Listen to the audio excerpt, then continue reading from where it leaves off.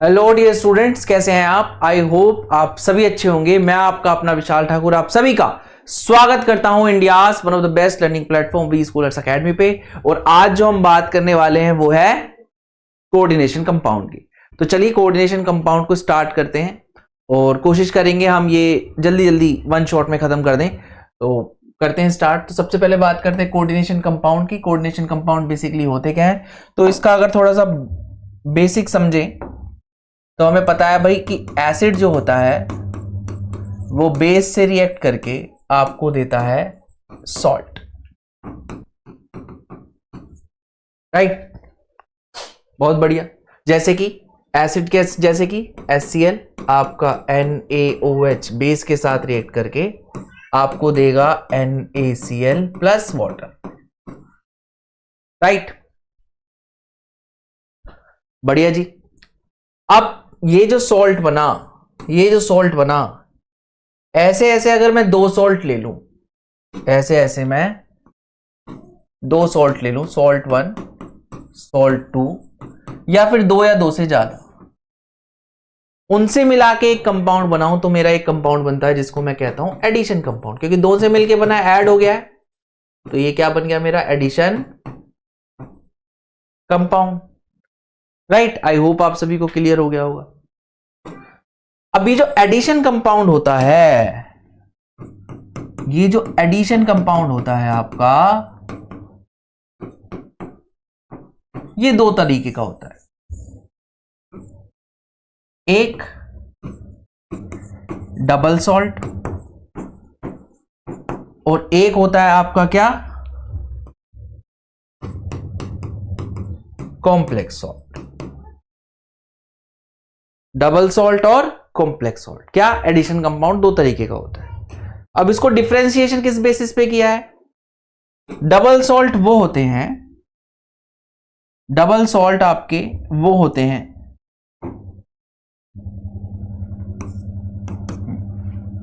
Double salt आपके वो होते हैं जो कंप्लीटली डिसोशिएट हो जाते हैं,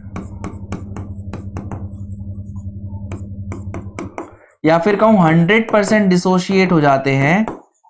किसमें? जब मैं उनको पानी में डालता हूं। तो डबल सॉल्ट वो होते हैं जो 100% डिसोशिएट हो जाएंगे जब मैं उनको पानी में डालूंगा, और वहीं पे कॉम्प्लेक्स सॉल्ट जो होते हैं वो पार्शियली डिसोशिएट होंगे, कंप्लीटली डिसोशिएट नहीं होंगे, यानी 100% डिसोसिएशन पॉसिबल नहीं होगा।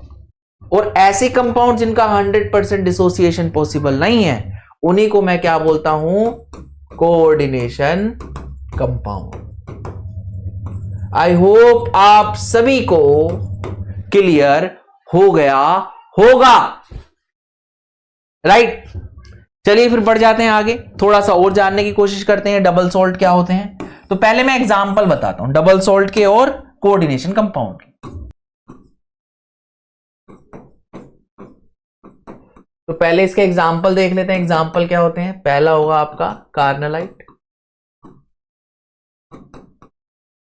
दूसरा होगा आपका क्या, पोटाश एलम, और तीसरा आपका क्या है, मोर सॉल्ट। और भी बहुत सारे हैं पर ये जो है इंपॉर्टेंट है। चलिए इनके फॉर्मूला देख लेते हैं। कार्नलाइट जो होता है वो KCl dot MgCl2 dot 6H2O होता है।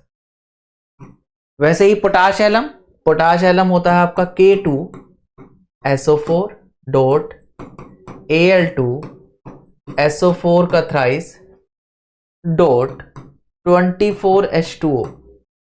ये फॉर्मूलाज आपको याद होने चाहिए। और मोर सॉल्ट की बात करूं तो वो होगा आपका FeSO4 NH4 का 2SO4 डॉट 6H2O। बहुत बढ़िया जी। तो अगर मैं इन सभी की बात करूं तो ये डबल सॉल्ट हैं, और डबल सॉल्ट क्या करते हैं? पानी में जाते ही कंप्लीटली आयोनाइज हो जाते हैं। अच्छा, इंपॉर्टेंट प्रॉपर्टीज की अगर मैं बात करूं तो वो क्या क्या है भाई? कंप्लीटली आयोनाइज हो जाएंगे। तो अगर आयोनाइज हो रहे हैं तो पानी में जाके अपनी जो है आइडेंटिटी उसको लूज कर रहे हैं, लूज देयर आइडेंटिटी।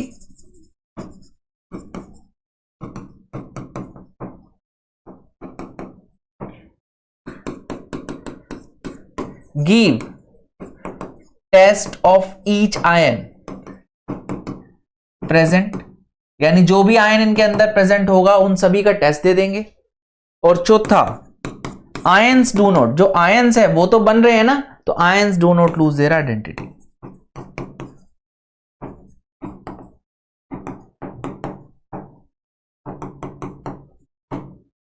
चलिए जी एक एग्जांपल से देख लेते हैं। सपोज मैंने कार्नलाइट लिया,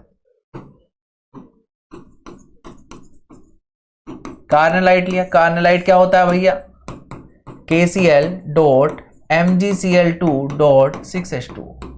इसको मैंने पानी में डाला तो मुझे क्या मिलेगा, K पॉजिटिव मिलेगा, एक ही है K पॉजिटिव। Cl कितने मिल जाएंगे, 3 मिल जाएंगे, 3 Cl नेगेटिव मिल जाएंगे आपको, और एक क्या मिल जाएगा मुझे, Mg2 पॉजिटिव, और पानी जो कि कम डिसोशिएट होता है तो वो एज इट इज मिल जाएगा, ऐसा कुछ मिल जाएगा। अब इसमें मैं क्या कर सकता हूं, ये क्योंकि सॉल्यूशन में पढ़े हैं तो ये भी पढ़ा है,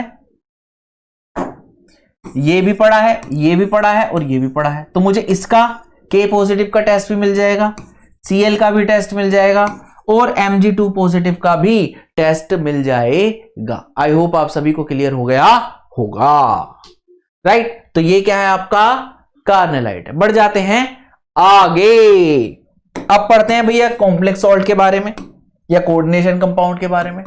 तो कोऑर्डिनेशन कंपाउंड में क्या होता है, कोऑर्डिनेशन कंपाउंड में क्या होता है, तो पहले बनाते हैं कोऑर्डिनेशन कंपाउंड। तो मैंने क्या बताया था, ये एडिशन कंपाउंड है जो कंप्लीटली डिसोशिएट नहीं होता, पार्शियली डिसोशिएट होता है। एग्जांपल के तौर पे मैंने लिया क्या, FeCN2 प्लस 4KCN, इसको मिलाया तो मुझे क्या मिला, K4FeCN6, या फिर इसको अच्छे से लिखूं तो इसको मैं लिख सकता हूं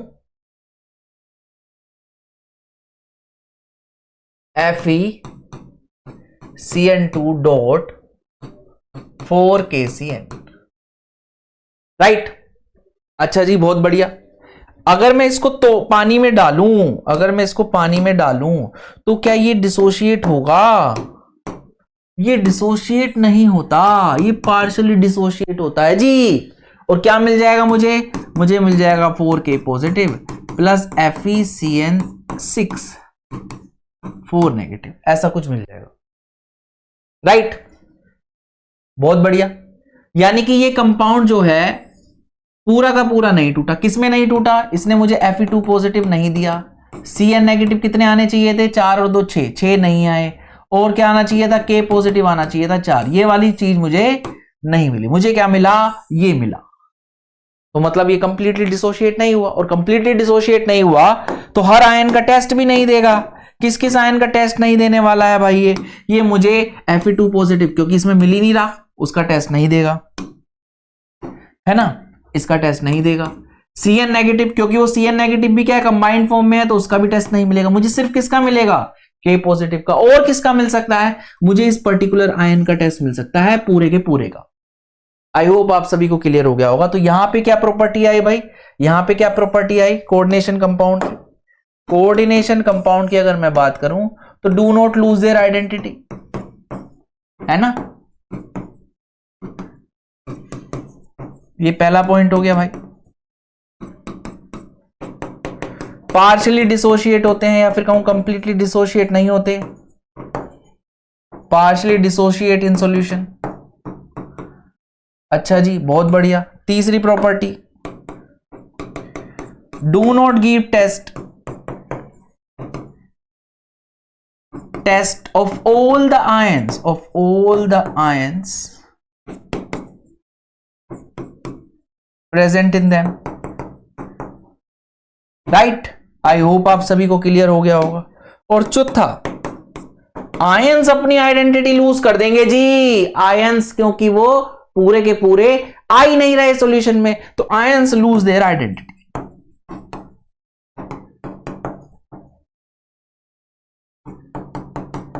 आई होप आप सभी को क्लियर हो गया होगा। तो चलिए बढ़ जाते हैं आगे, कोऑर्डिनेशन कंपाउंड के बारे में जानने की कोशिश करते हैं। कोऑर्डिनेशन कंपाउंड कैसा दिखता है भाई, कोऑर्डिनेशन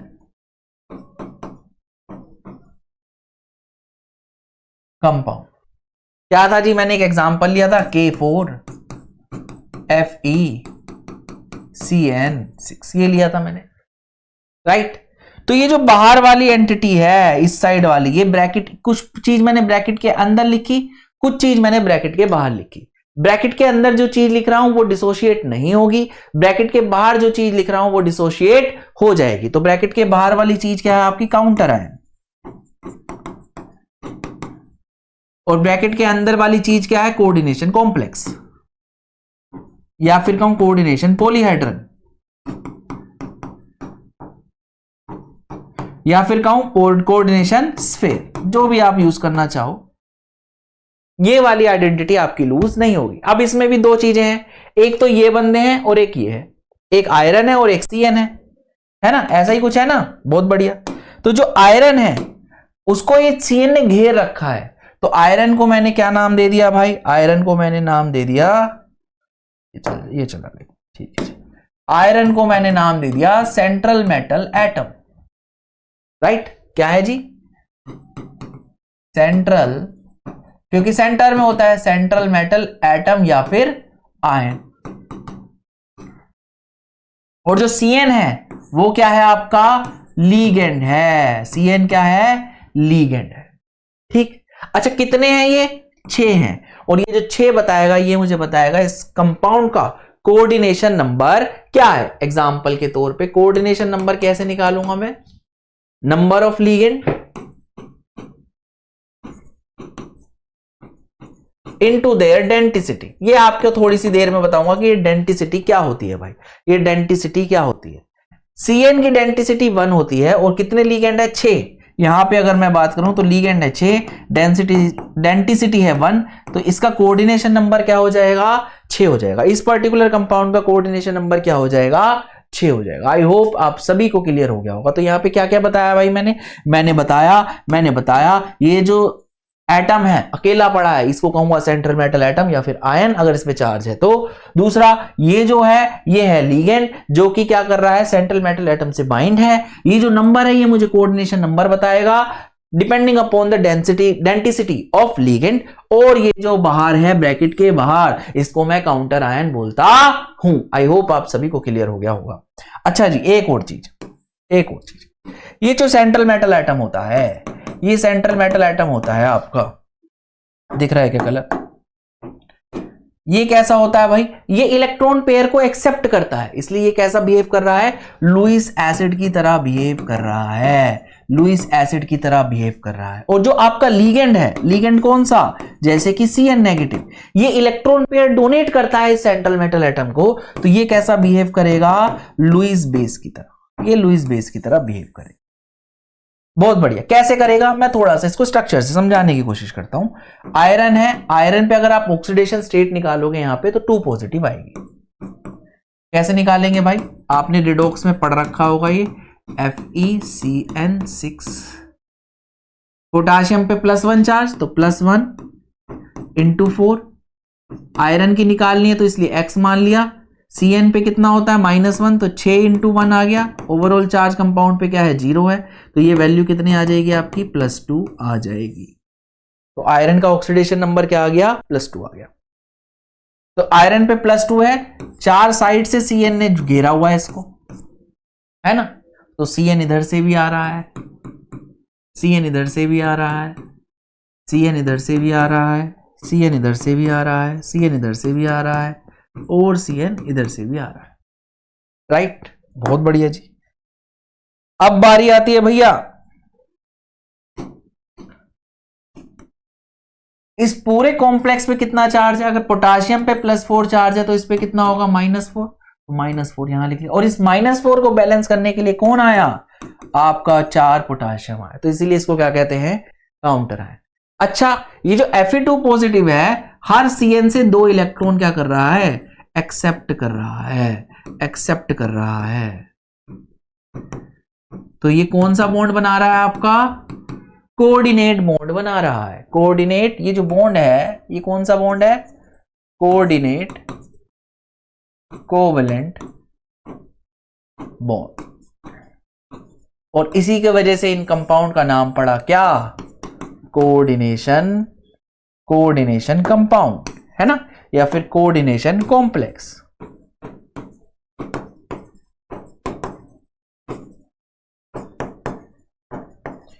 आई होप आप सभी को क्लियर हो गया होगा, राइट?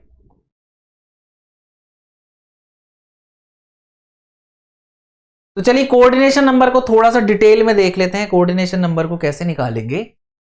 तो कोऑर्डिनेशन नंबर क्या होता है भैया, मैंने फिर से बताया आपको, K4FeCN6। तो ये 6 क्या था मैंने बताया था coordination number, depending upon the density of Cn। Density क्या है? Number of sigma bond formed by क्या? लिगेंड। कितने सिग्मा बॉन्ड वो बना रहा है, ये क्या होगी उसकी डेंसिटी। एग्जाम्पल के तौर पे Cn negative central metal atom के साथ एक बॉन्ड बनाता है तो इसकी डेंसिटी क्या हो गई? 1। ठीक है। NO2 नेगेटिव, ये भी एक बॉन्ड बनाता है तो इसकी डेंसिटी क्या हो गई? 1। EN मींस इथाइलिन डायमीन, ये कितने बॉन्ड बनाता है? ये 2 बॉन्ड बनाता है, तो इसलिए इसकी डेंसिटी क्या हो गई? 2 हो गई। ऑक्सलेट कितने बॉन्ड बनाएगा? 2 बॉन्ड बनाएगा, तो इसकी डेंसिटी क्या हो गई? 2 हो गई। इसको मैं डिटेल में बताऊंगा, टेंशन लेने की बात नहीं है। तो यहां पे देख लेते हैं भाई कोऑर्डिनेशन नंबर कैसे निकालूंगा। तो कोऑर्डिनेशन नंबर निकालने का सिंपल सा तरीका है भाई, नंबर ऑफ लिगेंड, है ना, यानी कि मान लीजिए ये x है ना, तो नंबर ऑफ लिगेंड इनटू में इट्स डेंसिटी। तो अगर नंबर ऑफ लिगेंड की बात करूं तो Cn कितने हैं? 6, और इसकी डेंसिटी क्या है? 1, तो इसका कोऑर्डिनेशन नंबर क्या आ जाएगा? 6 आ जाएगा। अच्छा एक और देख लेते हैं भाई, एक और देख लेते हैं। मान लीजिए आपके पास होता COEN थ्राइस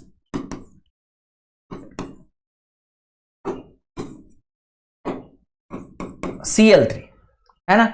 अब इसमें मुझे निकालना होता कोऑर्डिनेशन नंबर, तो मैं कैसे निकालता? कोऑर्डिनेशन नंबर x कितना है आपका?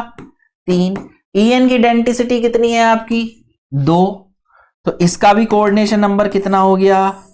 6 हो गया। आई होप आप सभी को क्लियर हो गया होगा, राइट। बढ़ जाते हैं आगे। Next is your oxidation state. मैं ऑक्सीडेशन स्टेट किसी भी कॉम्प्लेक्स में सेंट्रल मेटल आयन की निकालता हूं जनरली, तो वो कैसे निकालूंगा? एग्जांपल के तौर पे K4FeCN6 या फिर COEN थ्राइस Cl3 या फिर K3FeCN6। मुझे किसकी निकालनी है? अंडरलाइंड एटम की निकालनी है। यहां पे मैं जनरली सेंट्रल मेटल एटम की ही पूछूंगा, मुझे जरूरत भी उसी की पड़ेगी, ठीक। तो यहां पे मुझे Fe की निकालनी है, तो कैसे निकालूंगा भाई? कुछ चीजें आपको ध्यान में होनी चाहिए, जैसे कि Cn क्या है? Cn नेगेटिव की फॉर्म में पड़ा है, तो इस पे कितना चार्ज पड़ा है आपके ऊपर? -1। En क्या होता है? न्यूट्रल होता है, तो इस पे चार्ज कितना होता है? 0। स्ट्रक्चर मैं बता देता हूं आपको, CH2 NH2 और ये NH2, और इस लोन पेयर से और इस लोन पेयर से ये क्या करता है? सेंट्रल मेटल आयन को क्या करता है? लोन पेयर डोनेट करता है। तो कितने सिग्मा बॉन्ड बना रहा है ये? 2 सिग्मा बॉन्ड बना रहा है, तो इसकी डेंसिटी कितनी हो जाएगी? 2। अच्छा अगला ऑक्सलेट। ऑक्सलेट पे -2 चार्ज होता है जी। कैसे होता है? इसकी स्ट्रक्चर देख लेते हैं।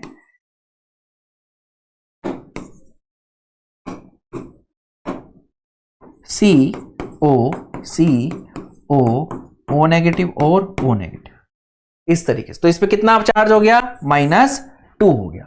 ऐसे ही बहुत सारे हैं। आपका NO जो होता है वो न्यूट्रल होता है, तो 0 होगा। NO जो होगा वो +1 के साथ होगा, तो +1 आएगी उसमें। और ऐसा वाला जनरली किसके साथ पाया जाता है? आयरन के साथ पाया जाता है। जब भी NO आयरन के साथ हो तो हमेशा कैसा होगा? NO पॉजिटिव की फॉर्म में होगा। बढ़िया जी, बढ़ जाते हैं आगे। तो अब मैं सभी की क्या निकाल रहा हूं? ऑक्सीडेशन स्टेट निकाल रहा हूं। तो पहले मैं निकाल रहा हूं K4FeCN6 में, K4FeCN6, इसमें मुझे आयरन की निकालनी है क्या? Oxidation state. तो पोटाशियम पे +1 होता है, सभी को पता है। कितने हैं? 4, प्लस आयरन की कितनी हो जाएगी? X। कितना है? 1 ही है, तो X ही रहेगा। Cn पे कितना मैंने बताया? -1, तो -1 कितने हैं 6 है। ओवरऑल चार्ज कंपाउंड पे कितना है 0। ये आप रिडोक्स में सीख चुके हो, तो यहां पे मैं दोबारा से करा रहा हूं। तो x की वैल्यू यहां पे सोल्व करोगे तो x कितना आ जाएगा आपका +2 आ जाएगा। तो इस आयरन पे कितना चार्ज होगा +2 चार्ज होगा।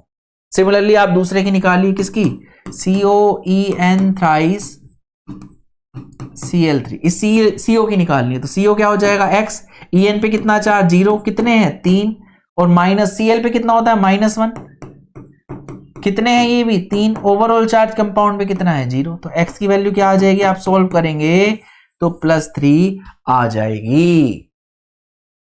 आगे बढ़ जाते हैं भाई, आगे बढ़ जाते हैं।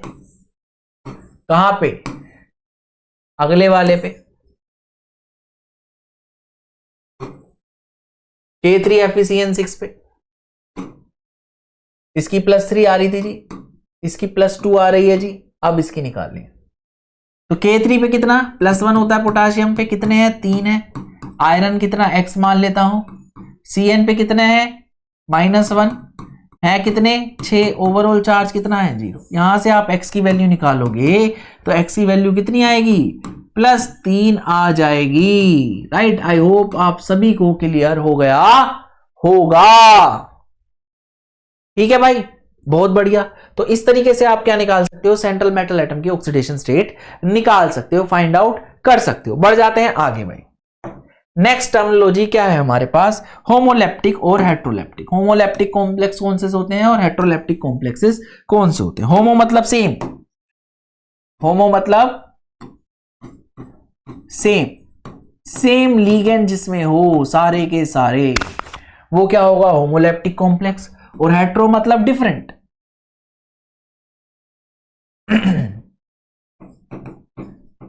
डिफरेंट लीगेंड हो, एक या एक से ज्यादा लीगेंड, दो या दो से ज्यादा लीगेंड हो, उसको क्या कहूंगा मैं हेट्रोलेप्टिक कॉम्प्लेक्स कहूंगा। एग्जाम्पल के तौर पे COEN थ्राइस 3 पॉजिटिव, क्या इसमें सारे लीगेंड सेम है, जी हाँ सेम है। तो ये कैसा हुआ आपका होमोलेप्टिक कॉम्प्लेक्स। अच्छा हेट्रोलेप्टिक में, अच्छा और देख लेते हैं और एग्जांपल FeCN6 3 नेगेटिव, क्या इसमें सारे के सारे CN सेम है, हाँ जी सारे के सारे लीगेंड सेम है, हाँ जी। तो ऑल लीगेंड सेम मतलब कैसा कॉम्प्लेक्स, होमोलेप्टिक कॉम्प्लेक्स। अच्छा और देख लेते हैं भाई CONH3 6 3 पॉजिटिव, क्या इसमें सारे के सारे लीगेंड सेम है, जी हाँ सेम है। तो ये फिर से कैसा हो गया होमोलेप्टिक। बहुत बढ़िया। हेट्रोलेप्टिक में क्या होगा, लीगेंड कैसे होने चाहिए अलग अलग। तो CONH3 5 Cl ये ले लेता हूं मैं, है ना।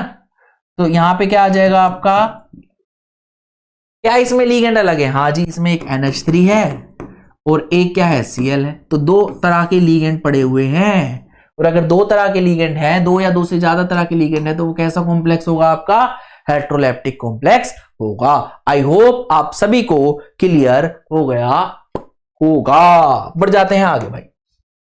नेक्स्ट इज कोऑर्डिनेशन पॉलीहेड्रन, मतलब बेसिकली ज्योमेट्री के बारे में बताएगा। डब्बे में जो चीजें पड़ी हैं, ये जो स्क्वायर ब्रैकेट में चीजें पड़ी हैं, स्क्वायर ब्रैकेट में चीजें पड़ी हैं, इसकी ज्योमेट्री के बारे में बताएगा। ठीक, और किसके बेसिस से बताएगा, ये कोऑर्डिनेशन नंबर के बेसिस से बता देगा। कोऑर्डिनेशन नंबर 2 हो सकता है, 3 हो सकता है, 4 हो सकता है, 5 हो सकता है, 6 हो सकता है, इतने तक ले लेते हैं भाई। अच्छा अगर 2 होगा तो ज्योमेट्री कैसी होगी आपकी लीनियर, 3 होगा तो कैसी होगी ट्राइगोनल प्लेनर, 4 होगा तो 4 में दो तरह की हो सकती है, एक तो टेट्राहेड्रल, लिख देता हूं जी, अरे लिख देता हूं जी मैं पूरा, टेट्राहेड्रल या फिर स्क्वायर प्लेनर। बहुत बढ़िया। 5 होगा तो दो तरह की हो सकती है भाई, ट्राइगोनल बाय पिरामिडल या फिर स्क्वायर पिरामिडल। और 6 होगा तो आपकी जनरली ऑक्टाहेड्रल होगी। ठीक, ये सारी ज्योमेट्री ये शो करता है, इसी को क्या कहते हैं कोऑर्डिनेशन पॉलीहेड्रल। आई होप आप सभी को क्लियर हो गया। यानी डब्बे की ज्योमेट्री, डब्बे में क्या आ रहा है, डब्बे की ज्योमेट्री बताएगा ये। क्या? Coordination polyhedron on the basis of what? This coordination number. I hope आप सभी को क्लियर हो गया होगा। चलिए बढ़ जाते हैं आगे और बात करते हैं लिगेंड्स की। ठीक, तो हमने देख लिया भैया coordination number, coordination polyhedron, homoleptic और हेटेरोलैप्टिक कॉम्प्लेक्सेस। अब हम बात करते हैं लिगेंड की कि लिगेंड किस किस टाइप के होते हैं, कितने, क्या उनकी क्लासिफिकेशन रहेगी। ठीक है जी, बहुत बढ़िया। तो सबसे पहले बात करता हूं मैं ligand on the basis of charge. Charge के बेसिस पे वो कैसे होते हैं? चार्ज के बेसिस, चार्ज ही 3 तरह के हैं तो लिगेंड भी 3 तरह के होंगे। कैसे कैसे होंगे भाई? नेगेटिव जिन पे चार्ज होगा तो वो नेगेटिव लिगेंड, पॉजिटिव जिन पे चार्ज होगा तो वो पॉजिटिव लिगेंड, और न्यूट्रल जिन पे कोई भी चार्ज नहीं होगा उनको क्या कहूंगा? Neutral ligand. एग्जांपल के तौर पे Cn नेगेटिव, नेगेटिव चार्ज है तो negative ligand, F negative, Cl negative, NO2 negative, NO3, OH and O2 negative. ये सभी कैसे होंगे आपके? Negative ligand. पॉजिटिव वाले जिन पे पॉजिटिव चार्ज होगा जैसे कि NO2 पॉजिटिव, NO पॉजिटिव या N2H5 पॉजिटिव, इस पे एक पॉजिटिव चार्ज आएगा। ठीक, बहुत बढ़िया। अगला न्यूट्रल लिगेंड जैसे कि वाटर, अमोनिया, कार्बोनिल, NH2OH और मिथेनामीन, राइट। ये सभी क्या होंगे? आपके न्यूट्रल लिगेंड होंगे। बढ़ जाते हैं आगे भाई। On the basis of donor side, कितनी साइड से वो डोनेट कर सकते हैं? कितनी साइड से, कितनी साइड से वो क्या करेंगे? लोन पेयर डोनेट कर सकते हैं। किसको? सेंट्रल मेटल एटम को। ठीक, कितनी साइड से वो डोनेट कर सकते हैं? तो अगर मैं बात करूं एक साइड से डोनेट करते हैं तो उनको कहते हैं मोनोडेंटेट, यानी ligand which can bind to central metal atom through one side are called monodentate ligand. तो इनके पास क्या है? ओनली वन डोनर साइट है, जैसे कि H2O और अमोनिया। एक जुगाड़ में बता देता हूं, अगर 3 या 3 से कम एटम है किसी भी लिगेंड में तो वो कैसा होगा? जनरली मोनोडेंटेट होगा। बाइडेंटेट की बात करूं तो इसमें कितनी डोनर साइट है? 2 डोनर साइट है, जैसे कि ऑक्सलेट, जैसे कि इथाइलिन डायमीन। ऑक्सलेट क्या होता है भैया? ऑक्सलेट ये नहीं होता, ऑक्सलेट होता है COO नेगेटिव और COO नेगेटिव, ये आपका ऑक्सलेट होता है, इसको मत पढ़िएगा, राइट। बढ़ जाते हैं आगे। पॉलीडेंटेट, जो 2 या 2 से ज्यादा जिन पे साइट होंगी सेंट्रल मेटल एटम को बाइंड करने के लिए, और वो उनसे बाइंड भी करते हैं तो उनको क्या कहेंगे? पॉलीडेंटेट। जैसे कि अगर मैं बात करूं तो आपका क्या हो जाएगा? EN, ये बाइडेंटेट होता है। ठीक है, कैसा होता है भाई? CH2 NH2 यहां से भी लोन पेयर दे सकता है और यहां से भी। किसको देगा? मेटल को। जैसे कि ऑक्सलेट क्या होता है भैया? ये मैंने बताया ही था अभी, यहां से भी देगा और यहां से भी देगा मेटल को। ठीक है, जैसे कि डाइईन, ये ट्राइडेंटेट, इसकी डेंटिसिटी क्या होती है? 3 होती है। जैसे कि इसका एक अगर मैं फॉर्मूला लिखूं तो CH2 NH, CH2 NH2 और NH2। अब लोन पेयर की बात करूं तो लोन पेयर कहां कहां है आपके? एक यहां पे है, एक यहां पे है, एक यहां पे है, और ये आ जाएगा क्या? ये तो 3 बॉन्ड बना रहा है, तो ये क्या हो गया आपका? डाई। आगे बढ़ जाते हैं भाई। EDTA 4 नेगेटिव, इथाइलिन डायमीन, क्या नाम है? Ethylene diamine tetra acetate. और अगर लिगेंड की फॉर्म में नाम लिखेंगे जो कि हम IUPAC में पढ़ेंगे तो एसीटेटो बोलेंगे इसको। ठीक है, बहुत बढ़िया जी। स्ट्रक्चर क्या होती है भाई इथाइलिन डायमीन टेट्रा एसीटेट की? तो आपका थोड़ा सा N ये 2 मिथाइल आ गए, सॉरी CH2 आ गए। ठीक, बहुत बढ़िया। अब टेट्रा एसीटेट कैसे दिखेंगे भाई आपको? एक एसीटेट ये आया आपका, एक एसीटेट ये आया आपका, और एक एसीटेट ये आया आपका, और एक एसीटेट ये आया आपका। अब इलेक्ट्रॉन कहां कहां से देगा भाई? ये इलेक्ट्रॉन देगा आपका ऑक्सीजन से, ऑक्सीजन से, ऑक्सीजन से, ऑक्सीजन से, और ये दो नाइट्रोजन से। यहां पे आपका मेटल आएगा और ये आपको 6 साइड से काटेगा, तो ये क्या हो जाएगा आपका? Hexadentate, hexadentate.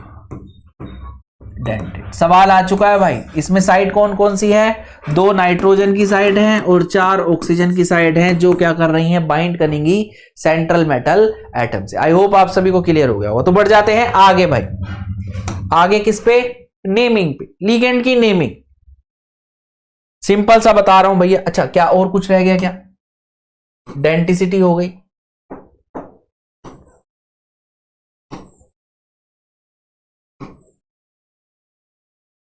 अच्छा, क्लासिफिकेशन ऑफ लिगेंड की और बात कर लेता हूं। On the basis of bonding, right? तो बॉन्डिंग किस तरह की है कंपाउंड में?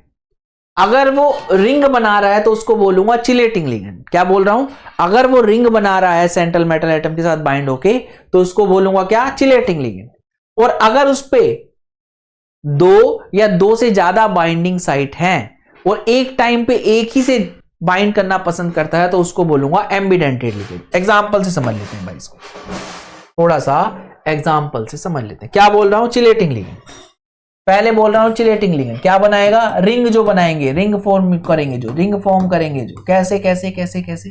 एग्जांपल के तौर पे EN स्ट्रक्चर क्या होती है? CH2 CH2 NH2 NH।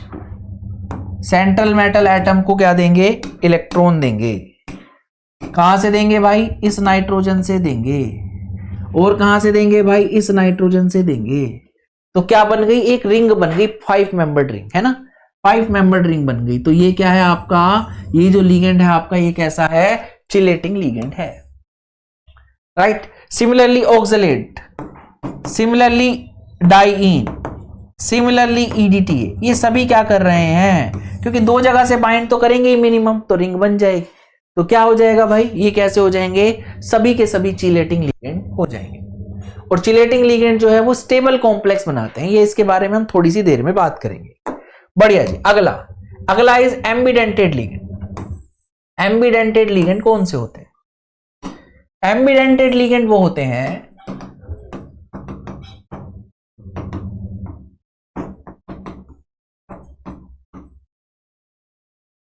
Ambidentate ligand वो होते हैं जिसपे 2 और मोर देन 2 साइड्स तो हो to bind central metal atom और ion, but give electron from only one side, या फिर एक टाइम पे एक साइड से, एट वन टाइम, वो क्या होंगे भाई?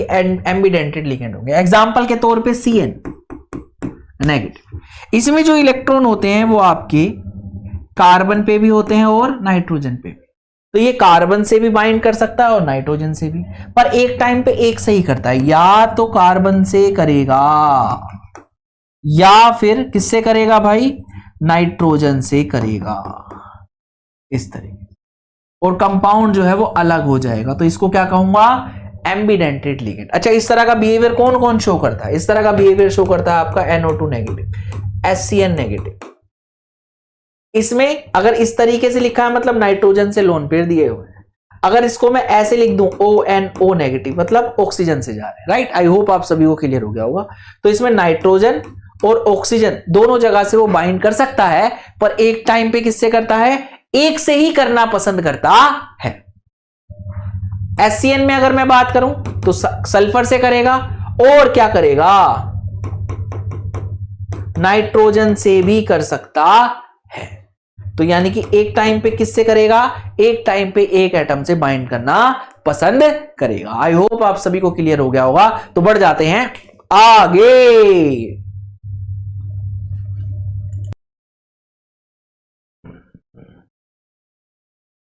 तो एम्बिडेंटेड लिगेंड के बारे में हमने बात की, थोड़ा सा और देख लेते हैं भाई।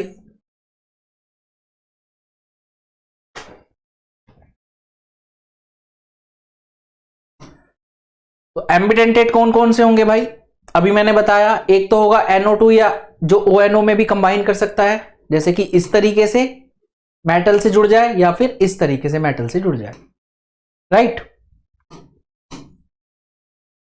अगला SCN या फिर NCS, ये N से जुड़ा हुआ है मेटल से और ये S से जुड़ा हुआ है, और CN जो C से जुड़ा हुआ है या फिर आपका N से जुड़ा होगा। आई होप आप सभी को क्लियर हो गया होगा। तो बढ़ जाते हैं क्या आगे बढ़ जाते हैं भाई। नेमिंग, लिगेंड की नेमिंग पे बात कर लेते हैं थोड़े से, जो कि काफी इंपॉर्टेंट है क्योंकि हम IUPAC नोमेनक्लेचर की तरफ बढ़ रहे हैं। तो देख लेते हैं भाई लिगेंड की नेमिंग। H2O को बोलते हैं एक्वा, अमीन को बोलते हैं यानी अमोनिया को बोलते हैं अमीन। अमीन में 2 M आ रहे हैं भाई, ध्यान से देख लेना भाई। NO को बोलते हैं नाइट्रोसिल, CO को बोलते हैं कार्बोनिल, ठीक। दिस CH2 NH2 इसको EN भी रिप्रेजेंट करते हैं या फिर इसको बोलते हैं इथाइलिन डायमीन। डायमीन में देखिए एक ही M है, ध्यान से यहां पे सिर्फ एक M है, ठीक भाई, बहुत बढ़िया। फिर आ जाएगा F।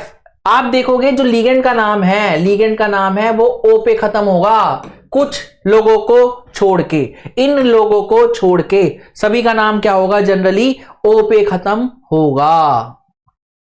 ये वाला देख लेते हैं भाई, इसमें देखिए 2 CH2 है, NH2 है, तो इसको बोलते हैं डाइईन, जो कि मैंने बताया था, या फिर डाइइथाइलिन ट्राइअमीन, राइट, बहुत बढ़िया। अब O पे किन किन का खत्म होगा, जनरली जो नेगेटिव वाले होंगे तो वो क्या होंगे, जैसे F नेगेटिव, इसको कहते हैं फ्लोरो, है ना, तो यहां पे बोलेंगे इसको फ्लोराइडो,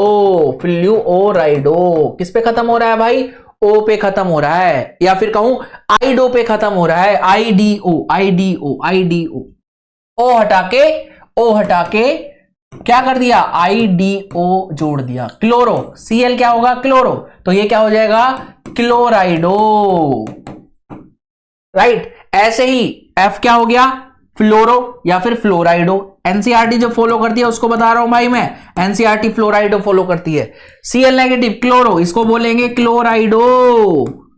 Br नेगेटिव ब्रोमो, इसको बोलेंगे ब्रोमाइडो। I नेगेटिव आइडो, इसको बोलेंगे आयोडाइडो। और OH नेगेटिव हाइड्रोक्सो या फिर हाइड्रोक्साइडो।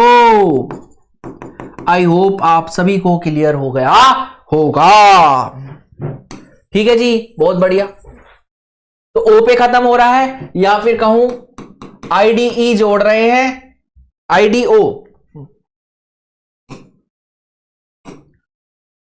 IDO जोड़ रहे हैं O को हटा के, ऐसे बोल सकते हैं, बहुत बढ़िया। अगला जी O2 नेगेटिव, इसको बोलते हैं ऑक्सो। Cn नेगेटिव या फिर सयानो या फिर सायानाइडो, इसको बोलेंगे, अच्छा Cn नेगेटिव, इसको कहेंगे आइसोसाइनाइडो, या फिर साइनाइडो किससे जुड़ा हुआ है आपका, N से जुड़ा हुआ है, तो साइनाइडो N भी बोल सकते हैं। इस तरीके से भी आ सकता है जी, इस तरीके से भी आ सकता है आपका, राइट। अगला SCN इज थायोसाइनेटो और NCS इज आइसोथायोसाइनेटो, या फिर इसको बोलेंगे thiocyanato N, thiocyanato N।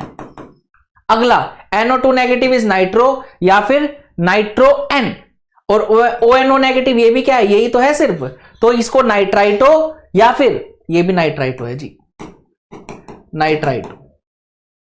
ONO negative is nitrito, किससे शुरू होगा, O से लगा हुआ है ना, अगर O से लगा हुआ है तो O पे खत्म होगा नाम, अगर NO2 नेगेटिव है तो N पे खत्म होगा नाम। आई होप आप सभी को क्लियर हो गया होगा।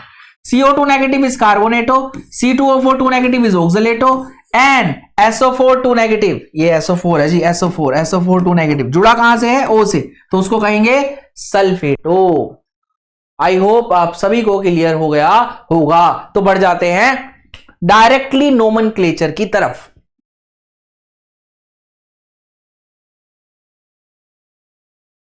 तो चलिए देख लेते हैं क्या कह रहा है IUPAC नोमेनक्लेचर। IUPAC नोमेनक्लेचर की बात करूं तो एक वेल एस्टेब्लिश्ड ऑर्गेनाइजेशन है जो हमें बताएगी कि कोऑर्डिनेशन कंपाउंड के नोमेनक्लेचर कैसे करेंगे। कोऑर्डिनेशन कंपाउंड जो भी होगा उसका नोमेनक्लेचर मैं कैसे करूंगा, तो उसके कुछ रूल है सिंपल से, वो समझ लेते हैं। पहली चीज, हमेशा लेफ्ट टू राइट लिखूंगा, पहले लेफ्ट से शुरू करूंगा फिर राइट की तरफ मूव करूंगा, पहली चीज।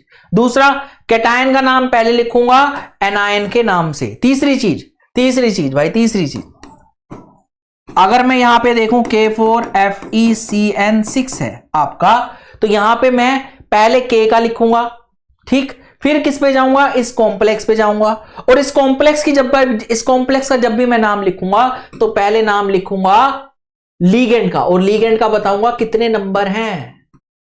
अगर 2 है, 3 है, 4 है, 5 है, तो 2 है तो बोलूंगा डाई, 3 है तो ट्राई, 4 है तो टेट्रा, 5 है तो पेंटा, और 6 है तो हेक्सा।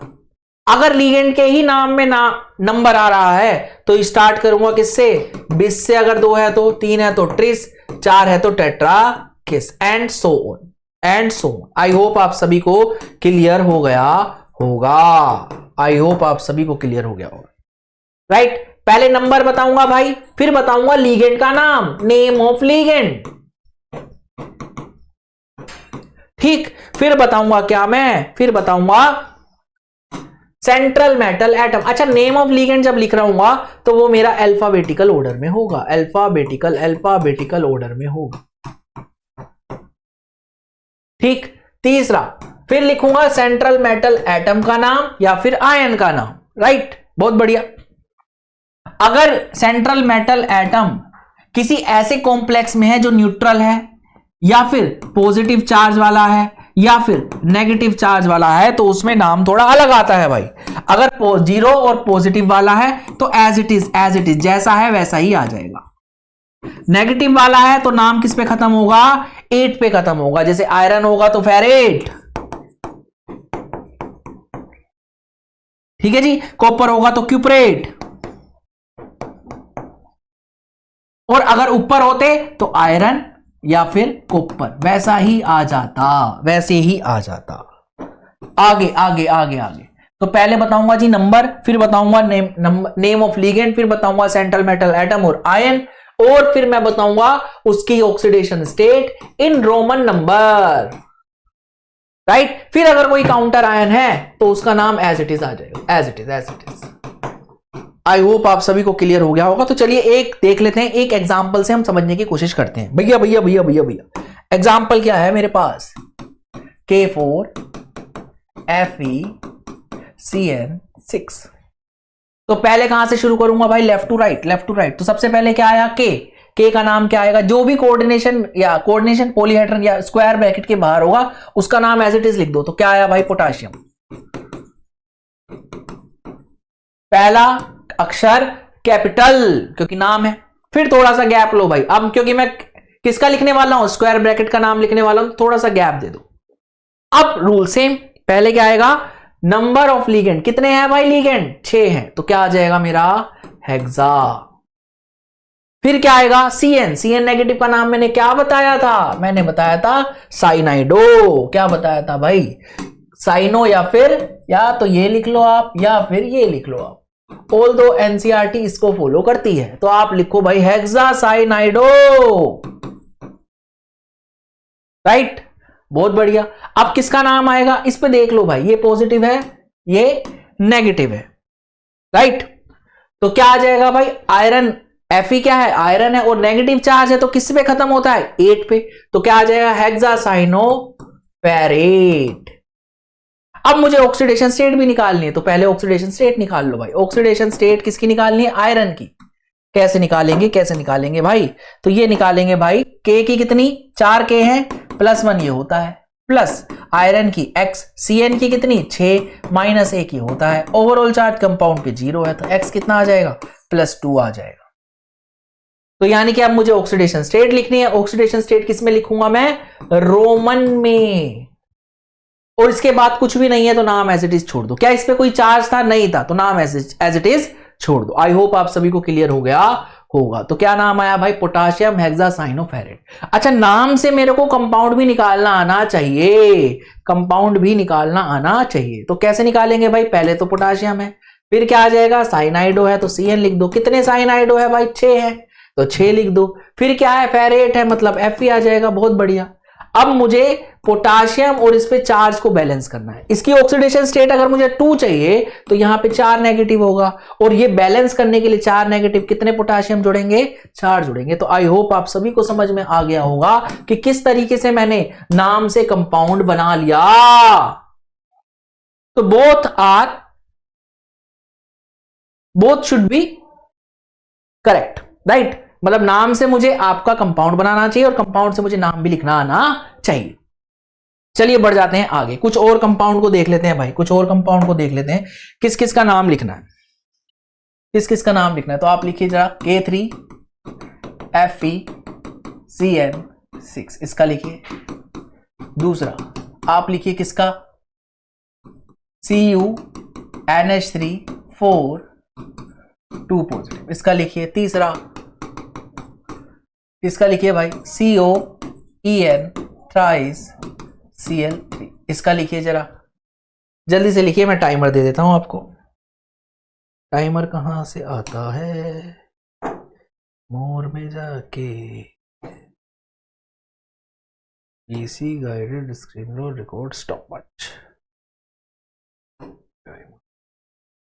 टाइमर लगा रहा हूं जी मैं, ये 2 मिनट आपको दे रहा हूं, जल्दी से आप करके बता दीजिए। राइट,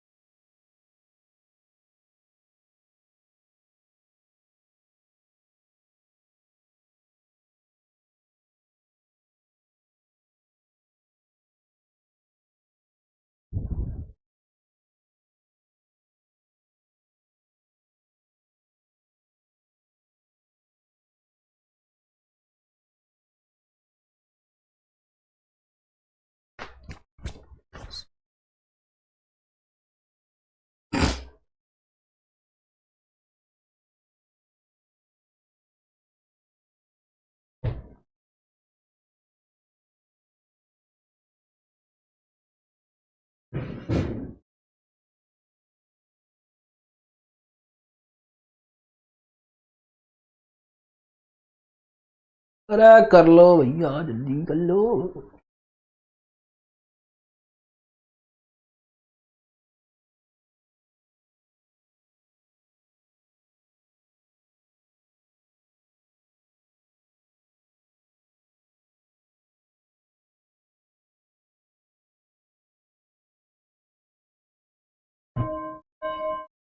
ओलिया जी भैया, ओलिया टाइम, ओलिया बढ़ गया भाई, ये तो टाइम बढ़ गया। चलो जी, मैं कर देता हूं आपका।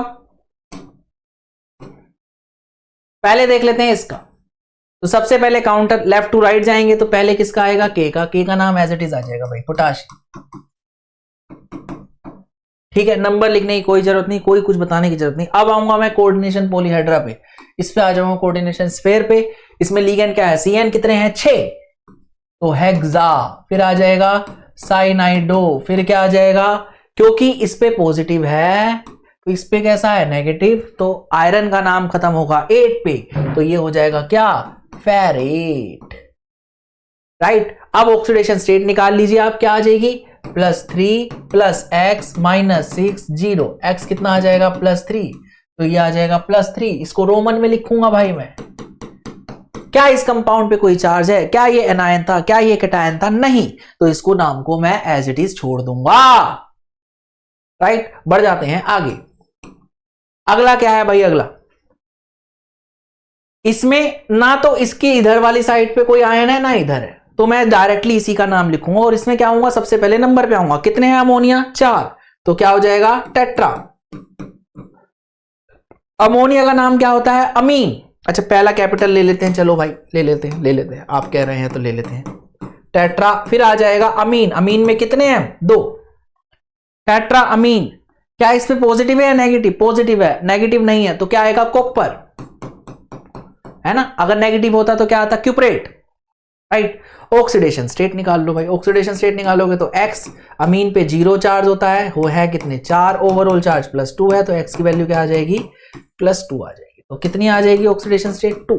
अच्छा क्या ये आयन है, क्या ये कैटायन है, क्या ये एनायन है, क्या है ये आयन है, तो इसका नाम खत्म होगा किस पे, आयन पे। अच्छा ऊपर वाले में क्यों नहीं लिया, क्योंकि ऊपर वाले में आयन है ही नहीं, ऊपर वाले में काउंटर आयन ने बैलेंस कर रखा था भाई, तो अगले वाले में चार्ज है, इसलिए इसका नाम किस पे खत्म करा मैंने, आयन पे।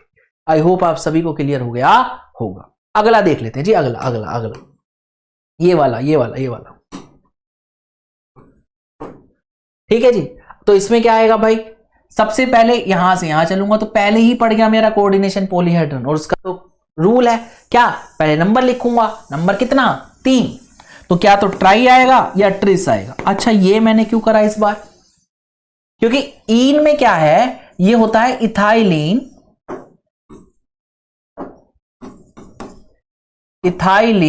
डाई अमीन, और इसमें नंबर आ गया, और जब नंबर आता है तो मैं बिस, ट्रिस और टेट्रा किस यूज करता हूं, रादर देन क्या, rather than di, tri, tetra, penta, hexa.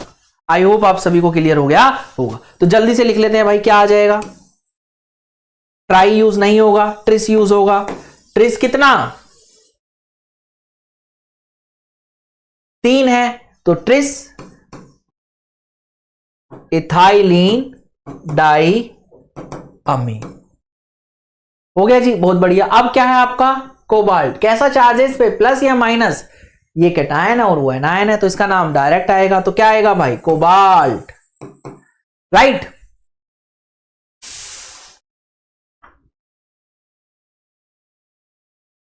तो कोबाल्ट आ गया भाई आपका।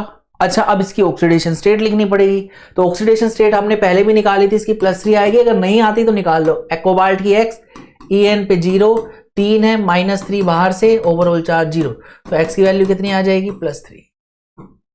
तो यहां पे क्या लिखूंगा मैं, 1 2 3, ये आ गया। अच्छा क्या ये आयन है, क्या है, कुछ भी नहीं है, नहीं, तो यानी कि इतना ही छूटना चाहिए, पर इसके नाम के बाद क्लोराइड Cl भी है, तो उसका नाम एज इट इज लिख दो भाई, क्लोराइड। क्लोराइड दो नहीं, क्योंकि वो लीगेंड नहीं है, क्लोराइड, क्लोराइड। आई होप आप सभी को क्लियर हो गया होगा। So this is your name. Right, बढ़ जाते हैं आगे। कुछ एग्जाम्पल मैं दे देता हूं आपको करने के लिए, आप उनको कर लेना भाई आराम से घर पे बैठ के।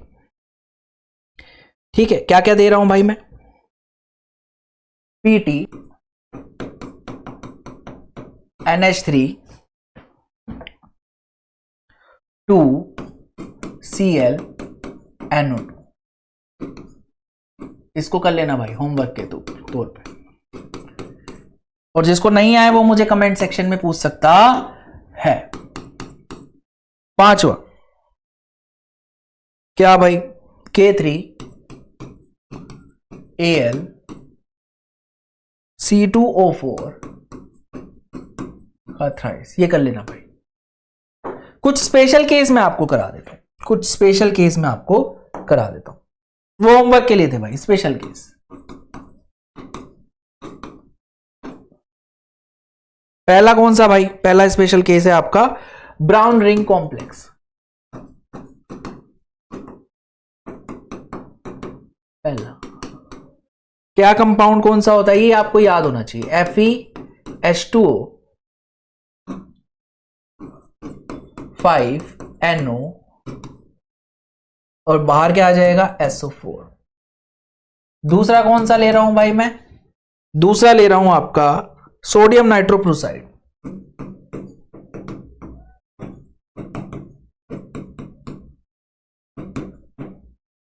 क्या होता है इसका फॉर्मूला भाई?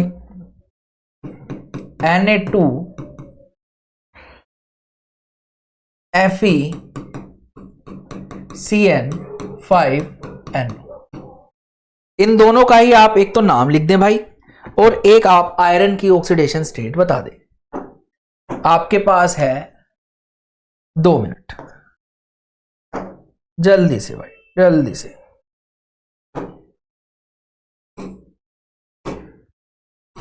इन दोनों का नाम और इन आयरन में, आयरन की जो ऑक्सीडेशन स्टेट, अंडरलाइन स्पीशीज, या मैं कह देता हूं अंडरलाइन स्पीशीज की जो ऑक्सीडेशन स्टेट आएगी वो आपको बतानी। अरे कहां चला गया भाई, कहां चले गए हो? चल रहा है, चल रहा है, चल रहा है, जल्दी से।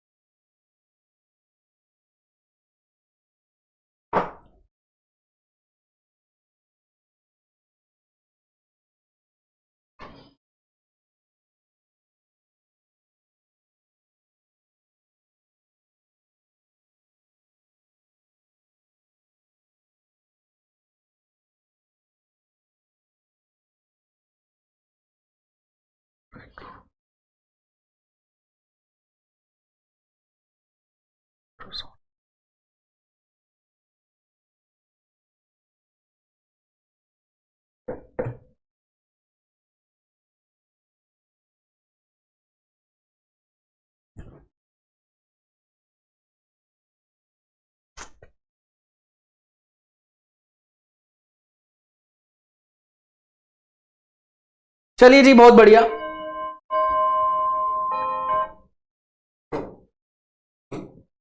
बहुत बढ़िया भाई, कर लेते हैं, नाम लिख लेते हैं। सबसे पहले इसका नाम लिखेंगे तो पहले लेफ्ट में क्या आ रहा है, पॉलीहाइड्रन, तो उसका नाम लिखूंगा। तो ये इसमें 2 तरह के हैं लिगेंड, तो किस ऑर्डर में आएगा? अल्फाबेटिकल ऑर्डर में। वाटर जो होता है एक्वा होता है, तो वो ए से आ रहा है। एनओ जो होता है वो नाइट्रो होगा, नाइट्रोसिल या नाइट्रोजोनियम। तो मैंने एक चीज बताई थी, जब ऑक्सीडेशन स्टेट निकाल रहा था, तो जब भी NO Fe के साथ पड़ा होगा तो उस पर कैसा चार्ज होगा? +1।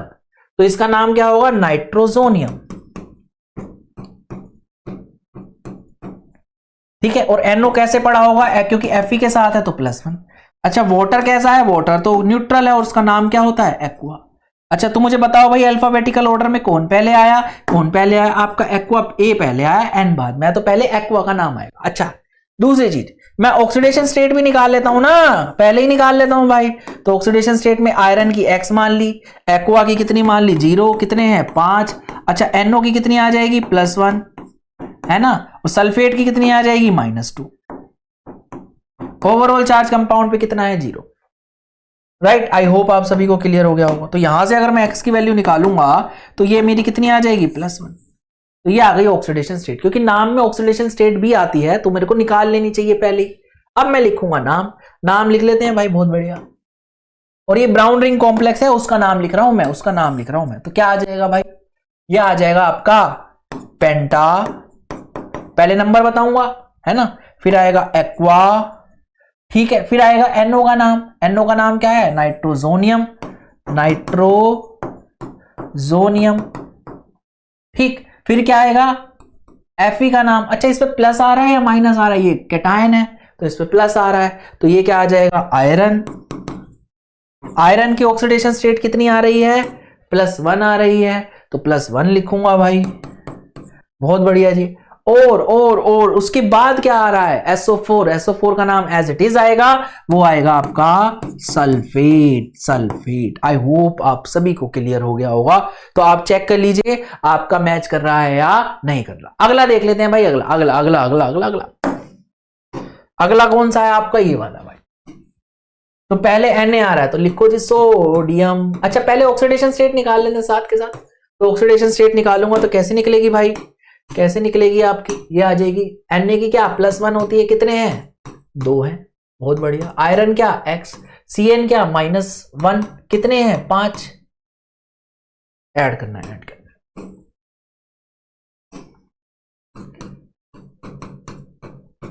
और NO पे कितना, आयरन के साथ पड़ा है इसलिए कैसा है +1 है। ओवरऑल चार्ज कंपाउंड पे कितना है 0, तो ये आ गई आपकी ऑक्सीडेशन स्टेट। यहां से आपकी X की वैल्यू आ जाएगी, X कितना आ जाएगा 2x -5 1 0, तो 5 में से 3 गए 2, तो ये आ गया +2। आई होप आप सभी को क्लियर हो गया होगा, राइट। इसको मैं थोड़ा सा साइड में कर देता हूं। अब यहां लिख लेते जी नाम, है ना, ये आ गया आपका, इसका नाम लिखना है। तो क्या आ जाएगा, पहले तो सोडियम आ गया, फिर क्या आ जाएगा भाई आपका Cn साइनाइडो और NO नाइट्रोजोनियम। तो C पहले पड़ा तो पहले साइनाइडो आएगा, तो कितने हैं 5, तो पेंटा साइनाइडो। फिर क्या आएगा नाइट्रोजोनियम, नाइट्रोजोनियम, ठीक है। फिर क्या आएगा Fe, इस पे कैसा माइनस या प्लस, ये माइनस वाला है, एनायन है तो 8 पे खत्म होगा, तो ये आ जाएगा आपका फेरेट। ऑक्सीडेशन स्टेट कितनी निकाली मैंने +2 2। अच्छा जी कुछ है इसके इधर नहीं, क्या ये आयन है नहीं, तो नाम आपका खत्म हो गया। ये आपका नाम आया भाई, किसका आया ये, किसका आया ये आया सोडियम नाइट्रोक्साइड का। किसका आया, सोडियम नाइट्रोक्साइड का। किस में काम आता है, सल्फर के टेस्ट में काम आता है, सल्फाइड के टेस्ट में काम आता है। आई होप आप सभी को क्लियर होगा। तो दोनों कंपाउंड आपको याद होने चाहिए। तो ये था आपका IUPAC नोमेनक्लेचर। तो चलिए बढ़ जाते हैं आगे।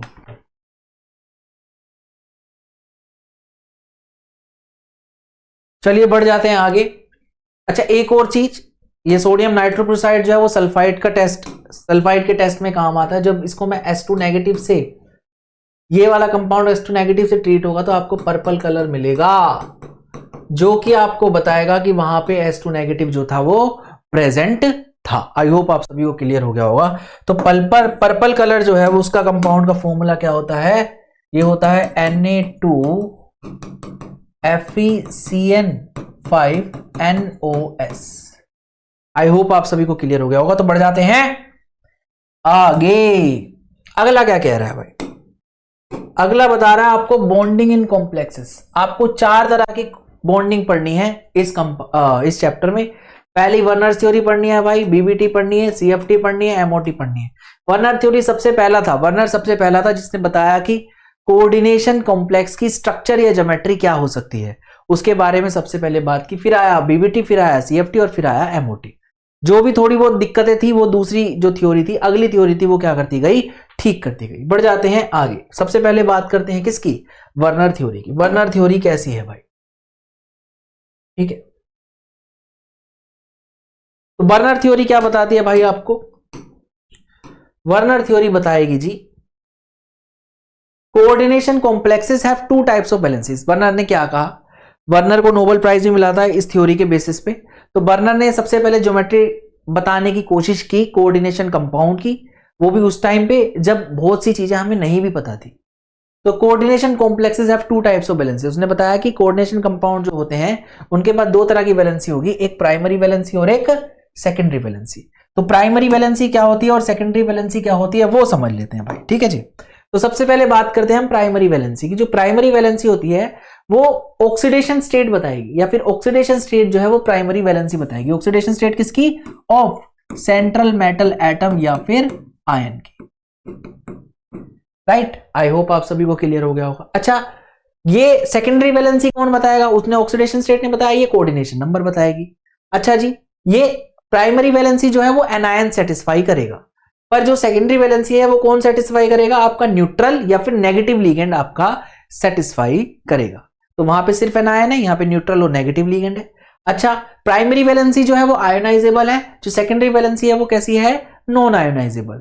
अच्छा चौथी चीज, प्राइमरी वैलेंसी जो है वो नॉन डायरेक्शनल होती है, सेकेंडरी वैलेंसी जो होती है वो डायरेक्शनल होती है। क्यों? क्योंकि ये कोऑर्डिनेट कोवलेंट बॉन्ड से बनी होती है।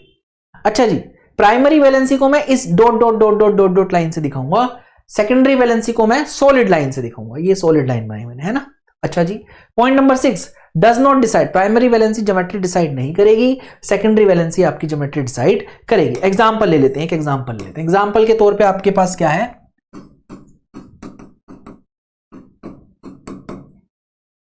तो हमने बात कर ली प्राइमरी और सेकेंडरी वैलेंसी की, तो जल्दी से देख लेते हैं इस कंपाउंड के बारे में वर्नर ने कैसे इसकी ज्योमेट्री को प्रिडिक्ट किया।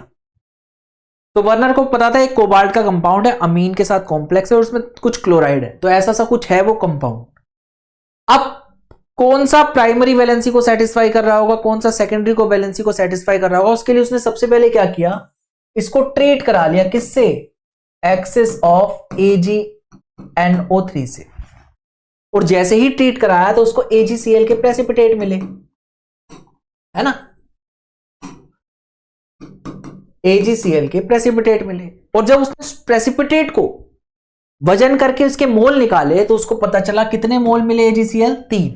इट मींस जो आपके Cl थे वो कहां थे, कोऑर्डिनेशन कॉम्प्लेक्स, कोऑर्डिनेशन पॉलीहेड्रा या कोऑर्डिनेशन ब्रैकेट या फिर स्क्वायर ब्रैकेट के बाहर लिखे हैं। यानी कि इसको अगर मैं लिखूं तो इसको ऐसे लिख सकता हूं, CONH3 कितने Cl बाहर हो जाएंगे आपके, 3 बाहर हो जाएंगे। आई होप आप सभी को क्लियर हो गया होगा, क्योंकि जो Cl बाहर है सिर्फ वही आपके प्रेसिपिटेट होंगे, अंदर वाले प्रेसिपिटेट नहीं होंगे। तो आपका कुछ इस तरह का कंपाउंड होगा।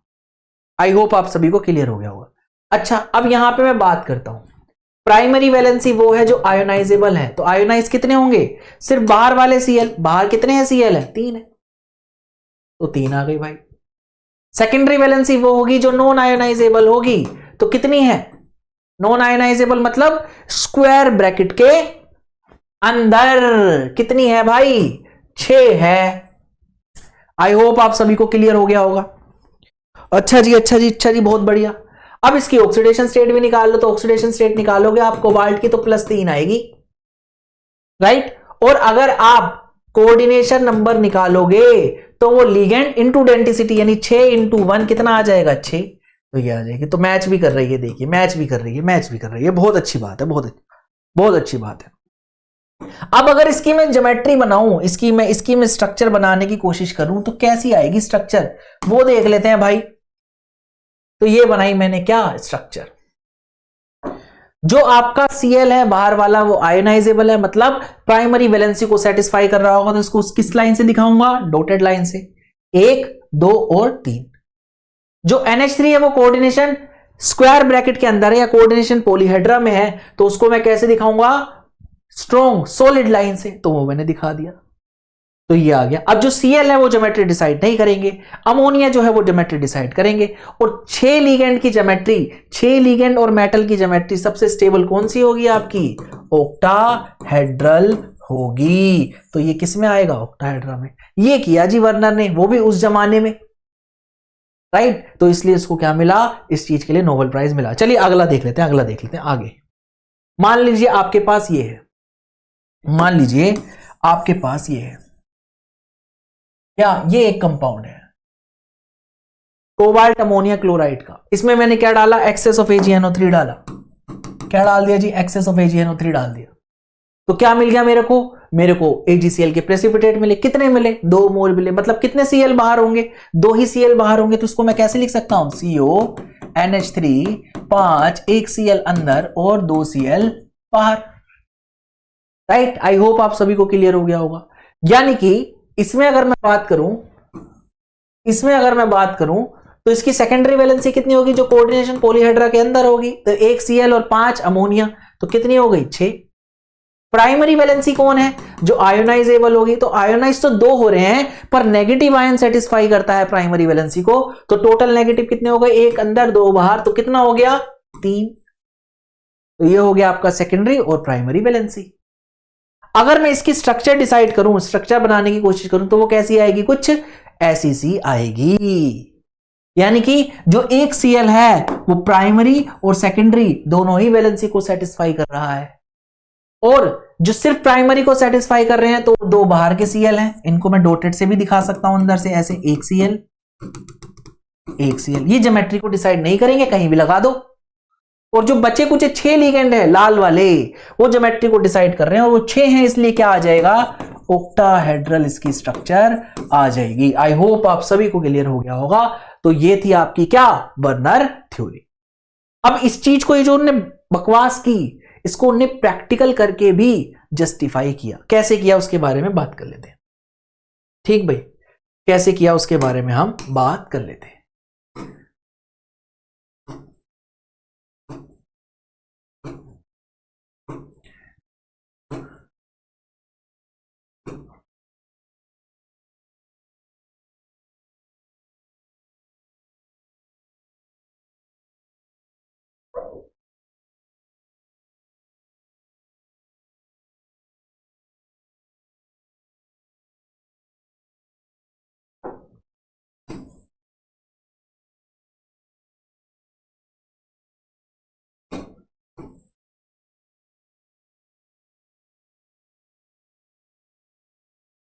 तो सबसे पहला प्रैक्टिकल जो उसने किया एक्सेस AgNO3 के साथ ट्रीट कराया और प्रेसिपिटेशन मेजरमेंट की।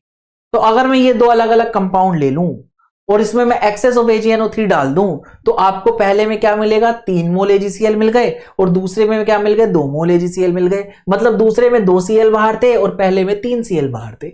ये उसने लॉजिक लगाया, बढ़िया भी था, सही लगा। पर क्या इसको जस्टिफाई करने के लिए कोई और एक्सपेरिमेंट है? हाँ, उसने एक और चीज की, कंडक्टेंस मेजरमेंट।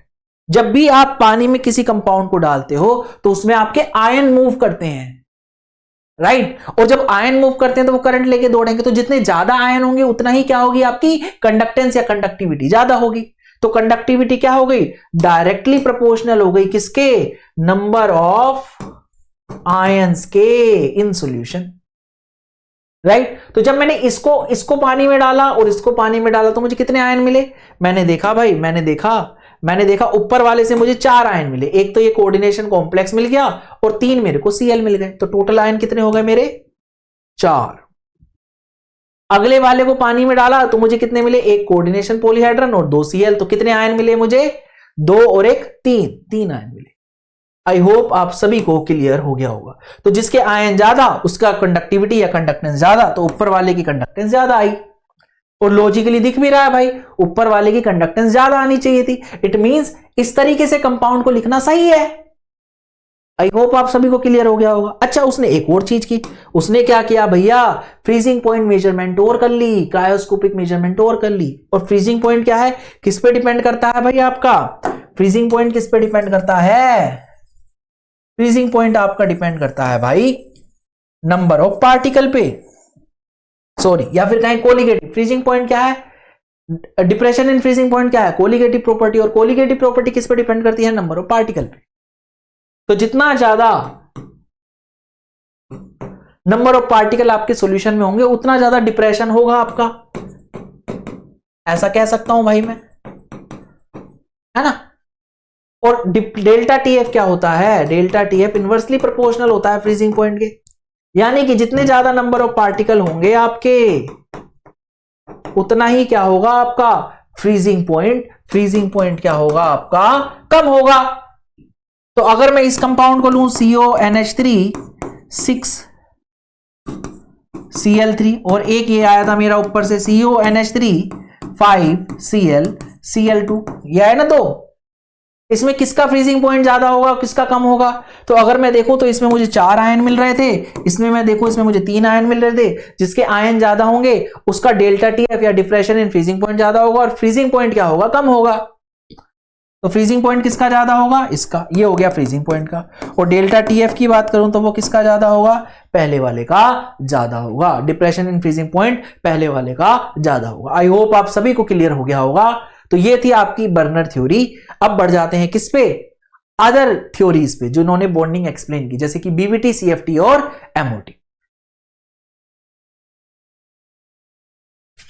चलिए बात कर लेते हैं किसकी, वैलेंस बॉन्ड थ्योरी की। तो वैलेंस बॉन्ड थ्योरी में क्या होता है, बेसिकली आपका एक मेटल है, ठीक है, और मेटल जो है वो जनरली मैं मान लेता हूं ट्रांजिशन मेटल है, ठीक है। इसके कुछ इलेक्ट्रॉन निकल गए तो इस पे कुछ चार्ज आ गया, ठीक, अब ये क्या करेगा मेटल, इसके कुछ वैकेंट ऑर्बिटल होंगे, है ना, कुछ वैकेंट ऑर्बिटल होंगे, जिसमें क्या करेगा ये इलेक्ट्रॉन को ले लेगा लिगेंड के और एक ज्योमेट्री बना लेगा अपने चारों तरफ। सिंपल सी बात ये है मोटा मोटा। और थोड़ा सा और समझने की कोशिश करते हैं।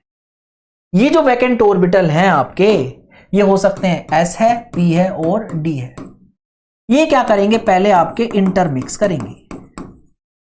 इंटरमिक्स करेंगे तो क्या होगा भैया, हाइब्रिड ऑर्बिटल बनाएंगे, है ना। हाइब्रिड ऑर्बिटल बनाएंगे तो क्या होगा भैया, हाइब्रिड ऑर्बिटल बना के उनको शेप, साइज और एनर्जी सिमिलर देंगे और क्या करेंगे, इस तरीके से रीअरेंज करेंगे कि उनके बीच में मैक्सिमम डिस्टेंस और मिनिमम क्या हो, मैक्सिमम डिस्टेंस हो, मैक्सिमम क्या हो भाई, ये अपने आप को इस तरीके से रीअरेंज करेंगे कि उनके बीच में मैक्सिमम डिस्टेंस और मिनिमम क्या हो, रिपल्शन हो, तभी सबसे ज्यादा क्या मिलेगी, स्टेबिलिटी। ऐसा ही तो होता था हाइब्रिडाइजेशन में। तो इंटरमिक्स करेंगे, मैक्सिमम डिस्टेंस, मिनिमम क्या दे देंगे भाई, रिपल्शन, और ये क्या बनाएंगे आपके हाइब्रिड ऑर्बिटल जो है रीअरेंज करके हाइब्रिडाइजेशन दे देंगे, या फिर कहूं शेप दे देंगे, शेप या फिर ज्योमेट्री दे देंगे। फिर से समझ लेते हैं भाई, मेटल है, मेटल ने अपने इलेक्ट्रॉन दिए तो कैटायन बन गया, उस कैटायन को अप्रोच करने आ रहे लिगेंड, पर उससे पहले क्या होगा, ये जो मेटल है इसमें जो ऑर्बिटल हैं जिनकी भी सिमिलर टाइप की एनर्जी होगी वो आपस में क्या कर जाएंगे, इंटरमिक्स कर जाएंगे। इंटरमिक्स करके अपने आप को रीअरेंज करेंगे इस तरीके से कि उनके बीच में मैक्सिमम डिस्टेंस और मिनिमम रिपल्शन आए, और उन ऑर्बिटल में लिगेंड जो है अपने इलेक्ट्रॉन देगा। इन इन इन इन इन इन हाइब्रिड ऑर्बिटल में लिगेंड जो है इलेक्ट्रॉन लेके आएंगे, लिगेंड अपने इलेक्ट्रॉन देंगे। आई होप आप सभी को क्लियर हो गया होगा, ठीक। और ये जो हाइब्रिड ऑर्बिटल है यही मेरे को बताएगा कि स्टेरिक नंबर क्या है, और ये स्टेरिक नंबर से मैं डिसाइड कर लूंगा कि मेरी शेप, ज्योमेट्री या फिर कहूं हाइब्रिडाइजेशन क्या होगी, राइट। थोड़ा सा और समझ लेते हैं भाई, थोड़ा सा और समझ लेते हैं। ये स्टेरिक नंबर कैसे बताता है हाइब्रिडाइजेशन को, ये स्टेरिक नंबर हाइब्रिडाइजेशन को कैसे बताता है। तो अगर आपका कोऑर्डिनेशन नंबर या फिर स्टेरिक नंबर 2 होगा तो ज्योमेट्री होगी लीनियर, हाइब्रिडाइजेशन होगी sp2। अगर कोऑर्डिनेशन नंबर या स्टेरिक नंबर 3 होगा तो ज्योमेट्री होगी ट्राइगोनल प्लेनर, हाइब्रिडाइजेशन होगी sp3। 4 होगा तो टेट्राहेड्रल, sp मतलब स्क्वायर प्लेनर, और हाइब्रिडाइजेशन होगी या तो sp3, स्क्वायर प्लेनर के लिए होगी ये, और टेट्राहेड्रल के लिए होगी ये sp3। अगर 5 है तो ट्राइगोनल बाय पिरामिडल या फिर स्क्वायर पिरामिडल, TBP मतलब ट्राइगोनल बाय पिरामिडल, sp मतलब स्क्वायर प्लेनर।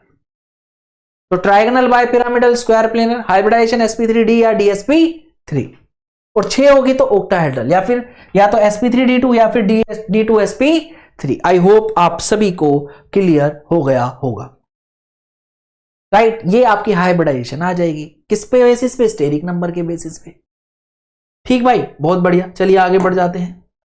अच्छा, ऑर्बिटल इन्वॉल्व क्या होंगे, कौन कौन से ऑर्बिटल इन्वॉल्व होंगे अगर आपकी sp2 हाइब्रिडाइजेशन होगी, तो ये वाले ऑर्बिटल आपके इन्वॉल्व होंगे। कौन कौन से कह रहा हूं भाई मैं, s plus p x plus p y, या तो इन दो का कॉम्बिनेशन होगा, या फिर p x plus p z का कॉम्बिनेशन हो सकता है, या फिर p y plus p z, कोई से भी 2 ऑर्बिटल ले लो p वाले, आपको sp2 हाइब्रिडाइजेशन मिल जाएगी। sp3 में s और तीनों p, ठीक। अगर कौन सा होगा ये, टेट्राहेड्रल। और अगर आपका ये स्क्वायर प्लेनर होगा तो क्या हो जाएगा भाई, 4, स्टेरिक नंबर 4 वाला है ना ये टेट्राहेड्रल वाला। चलिए इसको ऐसे ले लेते हैं। अगर हाइब्रिडाइजेशन होगी sp2d, स्टेरिक नंबर 4 से ही आएगा, ये भी 4 से आएगा, ये आएगा आपका 3 से। अगर आपकी हाइब्रिडाइजेशन होगी sp2d तो आपके ऑर्बिटल इन्वॉल्व होंगे s, px, py और dx square minus y square. sp3d में क्या होंगे, ये वाले ऑर्बिटल इन्वॉल्व होंगे। अगर आपकी स्ट्रक्चर होगी ट्राइगोनल बाय पिरामिडल, और अगर आपकी स्ट्रक्चर होगी स्क्वायर पिरामिडल, sp मतलब स्क्वायर पिरामिडल, तो हाइब्रिडाइजेशन क्या होगी, ओ सॉरी, ऑर्बिटल इन्वॉल्व क्या होंगे, s p x p y p z and d x square minus y square. और अगर sp3d2 होगी तो ये वाले तो होंगे ही होंगे s और p, और d होंगे कौन से, डी जेड स्क्वायर और d x square minus y square. I hope आप सभी को क्लियर हो गया होगा। तो बढ़ जाते हैं आगे। ठीक है जी, एक और चीज कर लेते हैं भाई। अब जो ये हमने समझा भाई, इसको समझने की कोशिश कर लेते हैं। एक एग्जांपल ले लेते हैं भाई। क्या, डोनर स्ट्रेंथ, आपके जो लिगेंड होंगे कुछ स्पेसिफिक चीजें भी करते हैं। इसको थोड़ा सा समझ लेते हैं भाई। लिगेंड हो सकते हैं दो तरह के, स्ट्रॉन्ग लिगेंड और वीक लिगेंड। ये वीबीटी ने नहीं बताया था, ये आपको सीएफटी ने बताया था, तो ये थोड़ा सा ध्यान में रखना है। डोनर लिगेंड दो, कुछ मैं सीएफटी का सहारा ले रहा हूं वीबीटी में। तो जो सीएफटी है उसने बताया कि आपके दो तरह के लिगेंड होते हैं, एक स्ट्रॉन्ग लिगेंड और एक वीक लिगेंड। स्ट्रॉन्ग जनरली कौन से होंगे, कार्बन और नाइट्रोजन वाले, और जिनमें डोनर एटम जो होगा या तो कार्बन होगा या नाइट्रोजन होगा। ठीक, तो कार्बन वाले ज्यादा स्ट्रॉन्ग होते हैं, नाइट्रोजन वाले थोड़े कम होते हैं। अच्छा, ये कैसा कॉम्प्लेक्स बनाएंगे, ये इनर ऑर्बिटल कॉम्प्लेक्स बनाएंगे। इनका कॉम्प्लेक्स कैसा होगा, लो स्पिन कॉम्प्लेक्स होगा। और इनमें क्या होगी, generally not always, generally pairing of electron, pairing of D electron होगा। सिंपल सी बात। अच्छा, वीक लिगेंड वाले क्या होंगे, ऑक्सीजन और हैलाइड वाले होंगे। ऑक्सीजन स्ट्रॉन्ग होते हैं, हैलाइड जो होते हैं, एक्स मतलब हैलाइड। हैलाइड वाले कैसे होंगे भैया, वीक होंगे। आउटर ऑर्बिटल कॉम्प्लेक्स होता है इनका जो बनता है, हाई स्पिन होता है, और पेयरिंग ऑफ डी इलेक्ट्रॉन इसमें नहीं होगा। ये जनरल है राइट। बढ़ जाते हैं आगे, एक को कर लेते हैं, एक सवाल करके देख लेते हैं भाई क्या बोल रहे हैं हम। ठीक, मैं कंपाउंड ले लेता हूं विच इज NiCl4 2 नेगेटिव, और एक ले लेता हूं भाई मैं क्या, NiCN4 2 नेगेटिव। सबसे पहले मैं क्या निकालूंगा, जैसे जैसे मैं कर रहा हूं वैसे वैसे ही करना है आपको, जो जो बताया जा रहा है वैसे वैसे ही करना है। ठीक भाई, सिंपल सी बात है। तो सबसे पहले मुझे निकालनी है ऑक्सीडेशन स्टेट। ऑक्सीडेशन स्टेट किसकी निकालूंगा, निकल की। तो इसकी x मान लेता हूं। Cl पे कितना चार्ज होता है, -1 होता है। कितने Cl हैं, 4 है। ओवरऑल कंपाउंड पे कितना चार्ज है, -2। तो x की वैल्यू कितनी आ गई, +2, यानी कि निकल की ऑक्सीडेशन स्टेट कितनी आ गई, +2 आ गई। राइट, अब मुझे क्या करना है, निकल की +2 ऑक्सीडेशन आ गई, तो निकल की सबसे पहले निकलूंगा इलेक्ट्रॉनिक कॉन्फ़िगरेशन। ये आएगी 4s2 3d8। अब +2 ऑक्सीडेशन स्टेट है, तो इलेक्ट्रॉन जो निकलेंगे वो किससे निकलेंगे, आपके s से निकलेंगे, तो 3d8। राइट, बहुत बढ़िया। अब d में इलेक्ट्रॉन पड़े हैं आपके, और s में कितने हो गए, 0। ऐसा कुछ होगा, 8 इलेक्ट्रॉन है, तो 1 2 3 4 5 6 7 8 ऐसा कुछ आ जाएगा। सिमिलरली इधर आ जाते हैं भाई हम, यहां पे ऑक्सीडेशन स्टेट निकालो तो क्या आ जाएगी, निकल की x,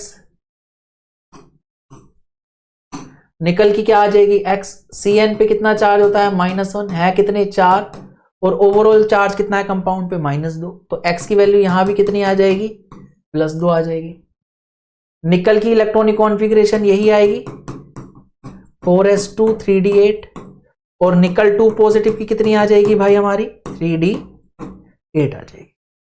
अब यहां पे भी d में कितने इलेक्ट्रॉन है, 8। ठीक भाई, बहुत बढ़िया। अब मुझे देखना है जो मेरा लीगेंड लगा हुआ है, Cl नेगेटिव स्ट्रॉन्ग है या Cn नेगेटिव स्ट्रॉन्ग है। तो मैंने क्या देखा भाई, मैंने देखा भाई जो हैलाइड है वो कैसे हैं, वीक लीगेंड है, और जो कार्बन वाले हैं वो कैसे हैं, स्ट्रॉन्ग लीगेंड है। तो मैं वापस चला गया। तो मैं, अच्छा एक और चीज मैंने देखा भाई, जो वीक लिगेंड है वो पेयरिंग नहीं कराएंगे, पेयरिंग ऑफ डी इलेक्ट्रॉन। जो स्ट्रॉन्ग है वो पेयरिंग ऑफ डी इलेक्ट्रॉन कराएंगे। बढ़िया। तो क्या हुआ, भाई, मैंने Cl नेगेटिव क्योंकि वीक लिगेंड था तो पेयरिंग नहीं कराई, ऐसे ही रहने दिया।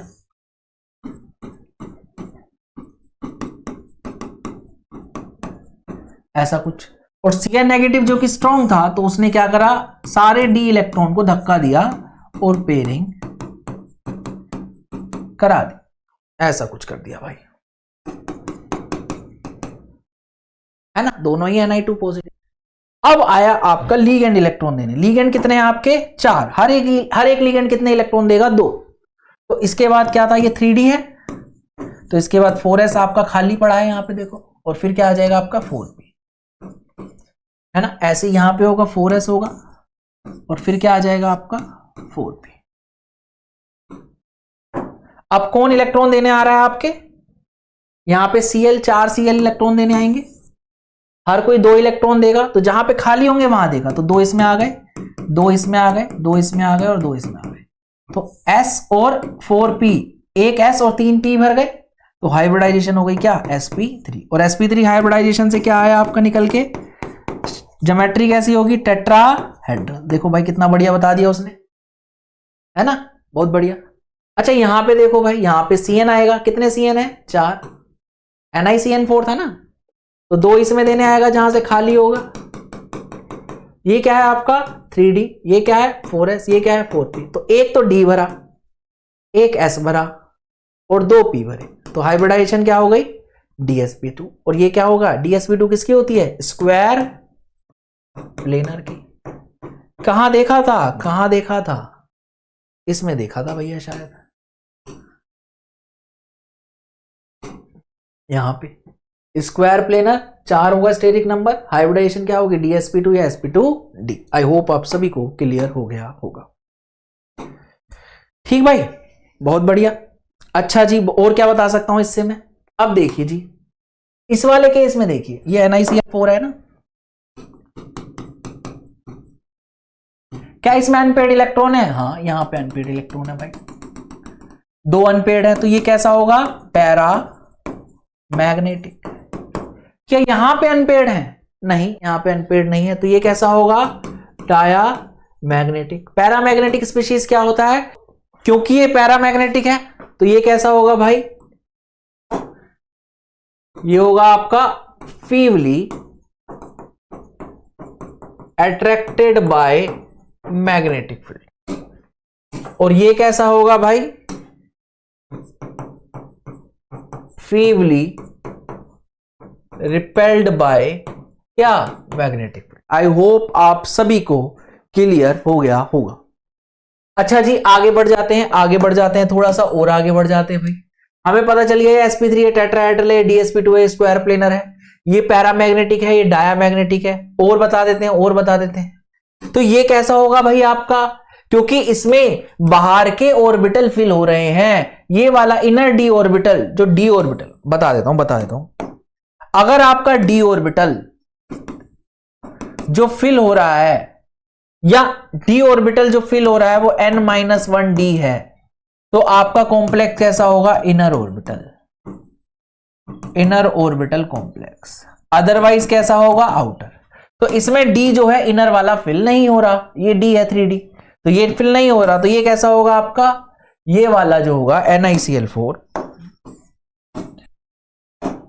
NiCl4 2 नेगेटिव, ये कैसा होगा आपका? Outer orbital complex. और क्योंकि इसमें बाहर के ऑर्बिटल फिल हो रहे हैं, इसलिए क्या कहूंगा इसको? हाई स्पिन कॉम्प्लेक्स कहूंगा। आई होप आप सभी को क्लियर हो गया होगा, बहुत बढ़िया। अच्छा इसमें देख लेते हैं भाई, ये कैसा होगा आपका? ये होगा जी आपका इनर ऑर्बिटल कॉम्प्लेक्स, क्योंकि इसमें कौन सा डी फिल हो रहा है? इसमें अंदर का डी, अंदर का डी फिल हो रहा है। ये देखो जी, ये वाला डी ऑर्बिटल कौन लेके आया है? इसमें इस डी ऑर्बिटल में किसने इलेक्ट्रॉन दिए? लिगेंड ने। तो यानी कि इसका अंदर वाला डी 3d फिल हो रहा है, और 3d फिल हो रहा है इसलिए कैसा है? Inner orbital. और इनर ऑर्बिटल है तो कैसा होगा ये होगा जी आपका कैसा? लो स्पिन कॉम्प्लेक्स होगा, लो स्पिन कॉम्प्लेक्स होगा। आई होप आप सभी को क्लियर हो गया होगा। तो बढ़ जाते हैं आगे, बहुत बढ़िया जी, बहुत बढ़िया, आगे बढ़ जाते हैं। एक और देख लेते हैं जी, एक और देख लेते हैं। किसको देख लेते हैं जी? K3FeF6। और देख लेते हैं जी K3FeCN6। ऐसा सभी की पहले oxidation state central metal atom की निकाल लेते हैं। दोनों की निकालूंगा तो कैसा आएगा जी? +3 + x -6 0, x की वैल्यू कितनी आ जाएगी +3, तो Fe की ऑक्सीडेशन स्टेट +3, यहां निकालूंगा तो सेम +3 + x -6 ओवरऑल चार्ज 0, तो x कितना आ जाएगा +3। आई होप आप सभी को क्लियर हो गया होगा, राइट। बहुत बढ़िया जी, बहुत बढ़िया, ये चीज समझ आ गई जी मेरे को। अब देख लेते हैं भाई, अब मैं क्या करता हूं, आयरन जो है वो किस में है +3 में है, +3 में है तो क्या है D5 है, यहां पे भी क्या है आयरन +3 में है, +3 में है मतलब क्या है D5 में, राइट। यहां पे D जो है आपने 5 इलेक्ट्रॉन डाल लिए,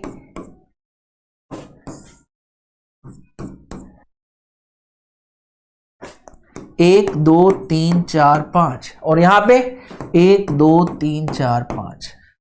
अब कौन कौन ला रहा है इलेक्ट्रॉन लेके, यहां पे ला रहा है Cl नेगेटिव, Cl नेगेटिव कितने इलेक्ट्रॉन लेके लाएगा, सॉरी Cl नेगेटिव है, F है सॉरी F नेगेटिव, हैलाइड है मतलब कैसा है वीक लिगेंड, और वीक लिगेंड क्या करेगा पेयरिंग नहीं कराएगा, और यहां पे क्या है Cn नेगेटिव कैसा है स्ट्रॉन्ग लिगेंड मतलब पेयरिंग कराएगा, तो पेयरिंग करा दो भाई, जहां हो रही है वहां करा दो, जहां नहीं हो रही वहां सेम रहने दो, तो यहां तो रहेगी ये चीज एज इट इज,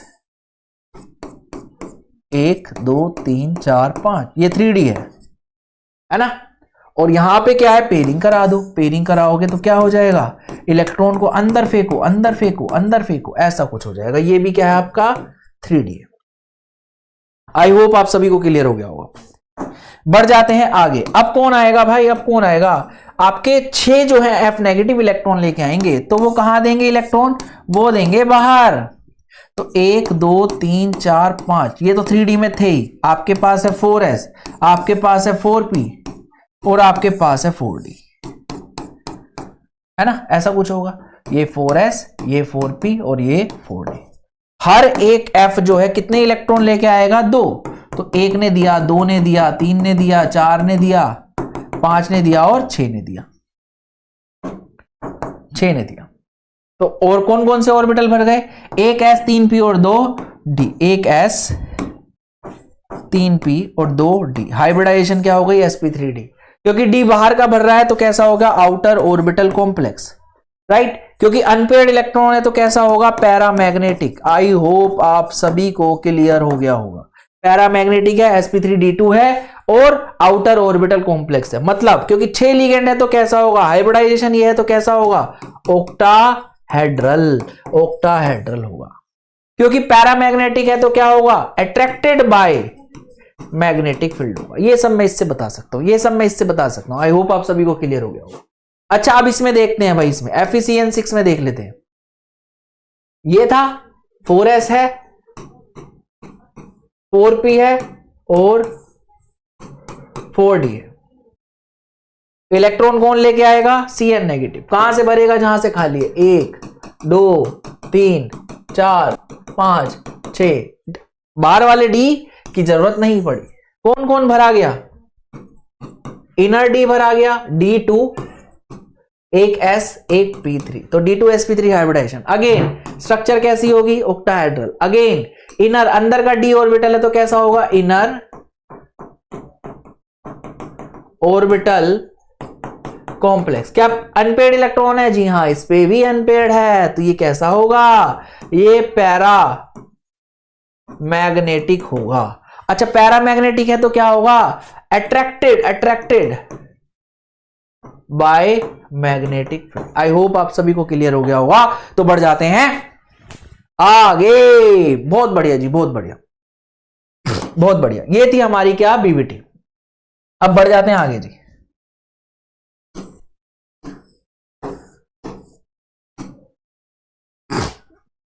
एक जुगाड़ बता देता हूं जी, जुगाड़ इज वेरी वेरी इंपॉर्टेंट, जुगाड़ क्या कह रहा है, अगर आपकी कॉन्फ़िगरेशन D1 D2 D3 आ रही है किसकी, सेंट्रल मेटल आयन की, और उसके साथ 6 लिगेंड लगे हैं, तो चाहे स्ट्रॉन्ग हो चाहे वीक लिगेंड हो, आपकी हाइब्रिडाइजेशन क्या रहेगी, D2sp3 रहेगी। और क्योंकि सब पे ही इसमें एक अनपेड इलेक्ट्रॉन है, D1 में, D2 में 2 होंगे, D3 में 3 होंगे, तो हमेशा ये कैसा होगा, पैरामैग्नेटिक, और ये कैसा होगा, इनर ऑर्बिटल कॉम्प्लेक्स। तो ये ध्यान रखना है, ये डायरेक्ट लगा देना आप। अच्छा, D8, D9, D10 है, तो D8 में अनपेड इलेक्ट्रॉन होते हैं 2, D9 में अनपेड इलेक्ट्रॉन होते हैं 1, D10 में अनपेड इलेक्ट्रॉन होते हैं 0। तो D10 वाला तो डायामैग्नेटिक होगा, D8 और D9 वाले कैसे होंगे, पैरामैग्नेटिक। और अगर उसके साथ 6 लिगेंड लगे हुए हैं तो हाइब्रिडाइजेशन क्या आएगी, sp3d2, और ये कैसा होगा, हमेशा आउटर ऑर्बिटल कॉम्प्लेक्स होगा। आई होप आप सभी को क्लियर हो गया होगा। This is very very important trick from your exam perspective, right. बढ़ जाते हैं आगे। एक और चीज, एक ट्रांसफर रूल है भैया। कभी कभी इलेक्ट्रॉन जो है वो हमें आगे जंप कराना पड़ता है। वो क्या है भाई, कह रहा है very very very very very very important, जितना इंपॉर्टेंट डाल सको डाल लो। पिछला वाला भी बहुत इंपॉर्टेंट था, जुगाड़। तो if required one electron can be transfer to higher energy level but in the presence of strong ligand only. Strong ligand क्या करेगा, इलेक्ट्रॉन को आगे भेज देगा। कैसे, एग्जाम्पल क्या है, इसमें होता है जी, करके देख लेते हैं। अगेन क्या दिया है, CO दिया है, Cn दिया है, 6 दिया है, 4 नेगेटिव दिया है। यहां पे कोबाल्ट की ऑक्सीडेशन स्टेट निकालो, X -6, ओवरऑल चार्ज -6, तो क्या आ गया, +2। तो कोबाल्ट किस में है, +2 में है, तो कोबाल्ट क्या हो जाएगा, D7। आई होप आप सभी को क्लियर हो गया होगा। इसको 3D7 लिखना चाहो तो ऐसे भी लिख सकते हो, ठीक है। तो D में आप इलेक्ट्रॉन देखोगे क्या है,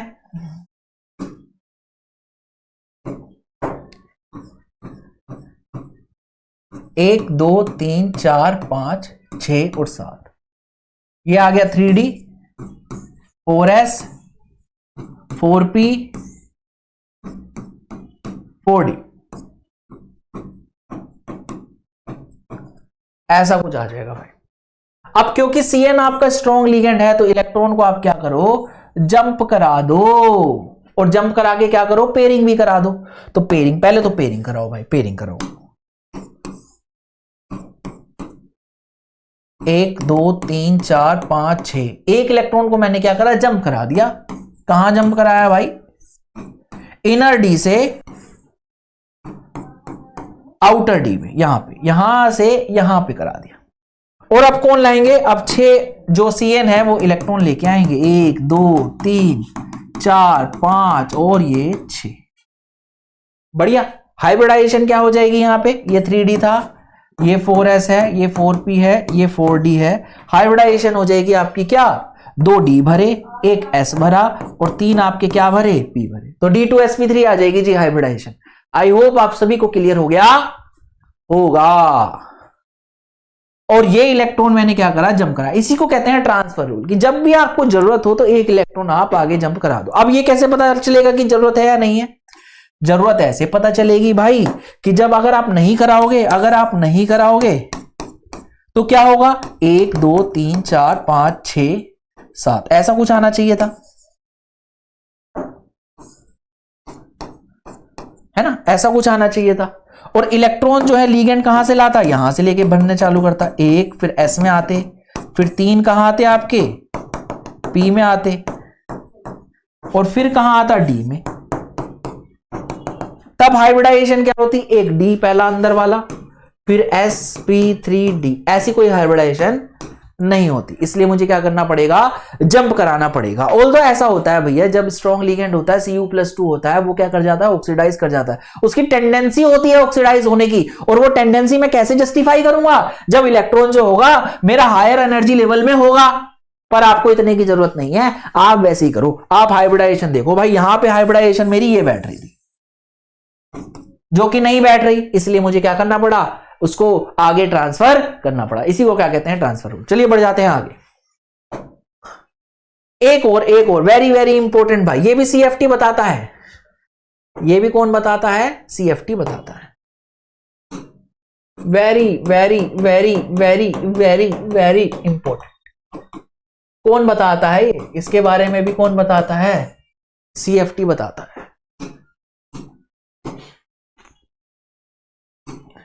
ठीक, बहुत बढ़िया। तो 1 बाय 1 सभी को डिस्कस कर लेते हैं।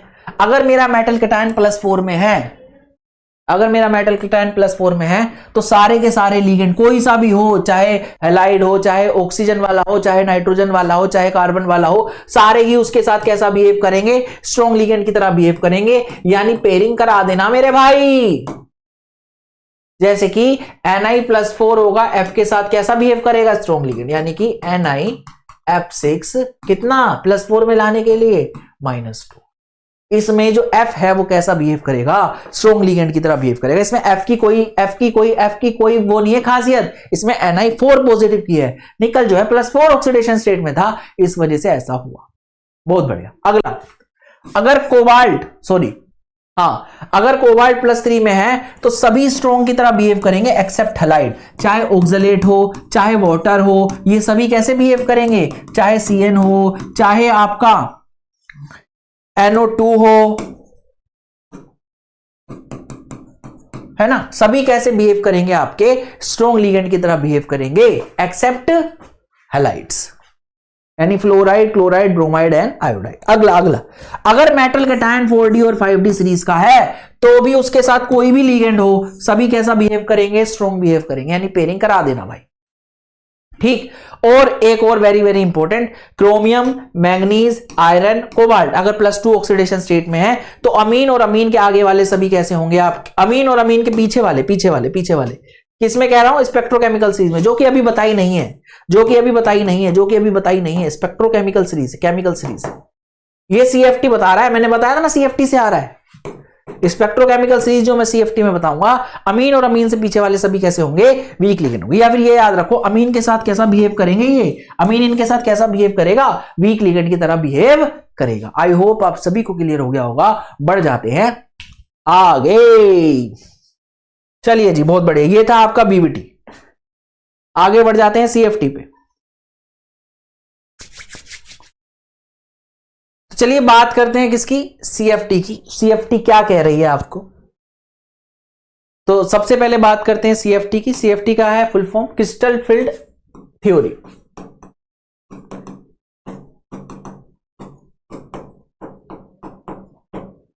सबसे पहले इसको बताया था किसने, बी ब्लैक एंड बैथे ने। उन्होंने इसको किस पे अप्लाई किया, क्रिस्टल पे अप्लाई किया। इसका नाम क्या पड़ गया, क्रिस्टल फील्ड थ्योरी। आई होप आप सभी को क्लियर हो गया होगा। नेक्स्ट, ये जो मॉडल है ये इलेक्ट्रोस्टैटिक फोर्स ऑफ अट्रैक्शन पे बेस्ड है। इलेक्ट्रोस्टैटिक फोर्सेस ऑफ अट्रैक्शन किस किस के बीच में, मेटल कैटायन और लिगेंड के बीच में, राइट। इन्होंने क्या कहा कि जो मेटल कैटायन है या जो कैटायन है वो कैसा है, आपका चार्ज पार्टिकल है।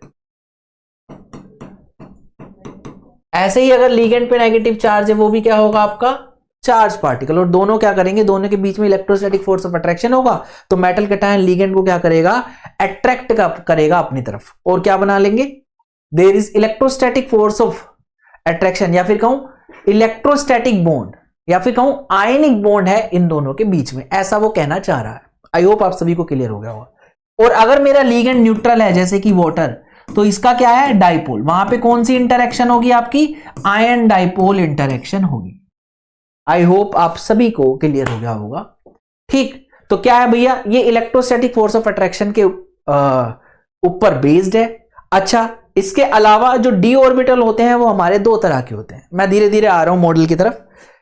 डी ऑर्बिटल हमारे क्या होते हैं, दो तरह के होते हैं मोटा मोटा। कुछ एक्सिस पे एग्जिस्ट करते हैं, कुछ एक्सिस पे एग्जिस्ट नहीं करते। एक्सिस पे जो आते हैं वो क्या होते हैं, dz² और dx² - y²। और जो एक्सिस पे नहीं होते वो कौन से होते हैं, आपके इन बिटवीन एक्सिस जो होते हैं वो dxy, dyz और dzx होते हैं। आई होप आप सभी को यहां तक चीजें क्लियर हो गई होंगी।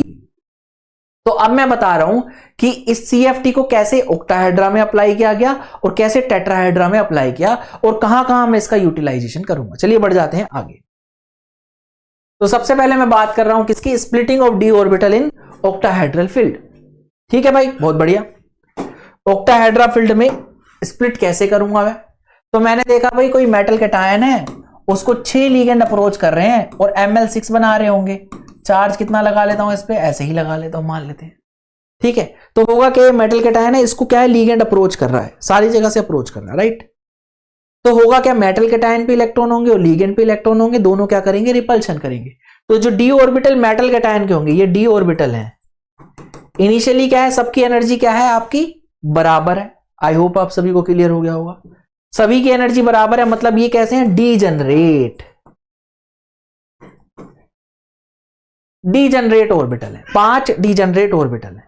क्योंकि लिगेंड इनको अप्रोच करेगा तो दोनों के बीच में, दोनों के इलेक्ट्रॉन के बीच में क्या होगा, रिपल्शन होगा। आई होप आप सभी को क्लियर हो गया होगा। तो ये डी ऑर्बिटल की एनर्जी क्या करेगी आपकी, इंक्रीज करेगी। तो देखिए यहां पे एनर्जी ली है और ये 5 डी ऑर्बिटल की एनर्जी क्या कर गई, इंक्रीज कर गई। एक सर्टेन डिस्टेंस तक, एक सर्टेन डिस्टेंस तक क्या होगा, आपके लिगेंड जो है वो एकदम इक्वल फोर्स जो है वो इन 5 डी ऑर्बिटल पे क्या करेंगे, लगाएंगे। तो इनकी एनर्जी क्या करेगी, बराबर इंक्रीज होगी, पांचों के पांचों डी ऑर्बिटल की। फिर आगे क्या होगा भाई, आगे जो लिगेंड है आपके वो क्या करेंगे भाई, कुछ इस पोजीशन पे आएंगे, क्योंकि 5 डी ऑर्बिटल क्या करेंगे, ऑक्टाहेड्रा में अरेंज करेंगे अपने आप को, 5 लिगेंड इस तरीके से। एक लिगेंड यहां से आएगा, यहां से आएगा, यहां से आएगा, यहां से आएगा, यहां से आएगा, यहां से आएगा। इट मीन सारे के सारे लिगेंड कहां से आएंगे, एक्सिस से आएंगे, है ना, इन बिटवीन एक्सिस नहीं आएंगे। तो जो एक्सिस पे डी ऑर्बिटल हैं उन पे मेरे को रिपल्शन ज्यादा दिखेगा, और जो एक्सिस पे नहीं है उन पे रिपल्शन कम दिखेगा, और जिन पे रिपल्शन ज्यादा दिखेगा उनकी एनर्जी ज्यादा बढ़ जाएगी, है ना, उनकी एनर्जी ज्यादा बढ़ जाएगी। तो ये 2 डी ऑर्बिटल की एनर्जी ज्यादा बढ़ गई और 3 की एनर्जी कम बढ़ गई। 3 कौन से थे, जो एक्सिस पे नहीं थे, d x y, d y z और डी जेड एक्स। और जो एक्सिस पे थे वो कौन से थे, d x square minus y square और डी जेड स्क्वायर। यानी कि इन 5 डी ऑर्बिटल में 2 की एनर्जी बढ़ गई और 3 की एनर्जी कम हो गई। उस सेंटर से जहां से ऊपर एनर्जी गई उसको कहा गया बैरी सेंटर, और इसकी स्प्लिटिंग को कहा गया डेल्टा। और क्योंकि ये ऑक्टाहेड्रा फील्ड में इसलिए इसको क्या बोला गया, डेल्टा नोड। आई होप आप सभी को क्लियर हो गया होगा। बीसी क्या है, बैरी सेंटर, राइट, बहुत बढ़िया। अब नीचे वाले 3 डी ऑर्बिटल थे उनको नाम दे दिया गया। अब मैं d x y, d y z, d z x नहीं बोलूंगा, अब मैं इन तीनों को बोलूंगा T2G। जी मतलब है जिराड, और ये तब आता है जब आपकी स्ट्रक्चर कैसी हो, सिमेट्रिकल हो। और ऑक्टाहेड्रा कैसा होता है, सिमेट्रिकल होता है जी, राइट। तो नीचे वाले 3 को क्या कह दिया, T2G, और ऊपर वाले को क्या बोलूंगा, EG। ये दोनों ऑर्बिटल क्या कहलाए जाएंगे, EG ऑर्बिटल, और ये 3 क्या कहलाए जाएंगे, T2G ऑर्बिटल। आई होप आप सभी को क्लियर हो गया होगा, राइट। अब नीचे वालों का क्योंकि उनकी एनर्जी कम हुई है तो इनका स्टेबलाइजेशन हुआ है, और ऊपर वालों की एनर्जी बढ़ गई है इसलिए उनका डीस्टेबलाइजेशन हुआ है। अब जो स्टेबलाइजेशन है और डीस्टेबलाइजेशन है दोनों ही क्या होते हैं, बराबर होते हैं। तो इसलिए नीचे का स्टेबलाइजेशन कितने से होता है भाई, -2/5 से, और ऊपर का डीस्टेबलाइजेशन कितने से होता है, 3/5 से। पर ऊपर प्लस आएगा, नीचे माइनस आएगा। आई होप आप सभी को यहां तक चीजें क्लियर होगी, राइट, बहुत बढ़िया। तो इसको ध्यान में रखना। अब आगे बढ़ रहा हूं भाई मैं किस पे, CFSE पे। How to calculate CFSE। तो CFSE का फॉर्मूला आप याद रखें भाई। CFSE क्या होता है, नंबर ऑफ इलेक्ट्रॉन किसमें भाई, एक तो आ रहा है -2/5, नीचे वाला स्टेबलाइजेशन उसमें कितने इलेक्ट्रॉन है आपके, प्लस ऊपर वाला 3/5 उसमें कितने इलेक्ट्रॉन है, इनटू में किससे करूंगा, डेल्टा नोट से, जो भी स्प्लिट हुआ है, ठीक, प्लस में क्या आ जाएगी आपकी पेयरिंग एनर्जी।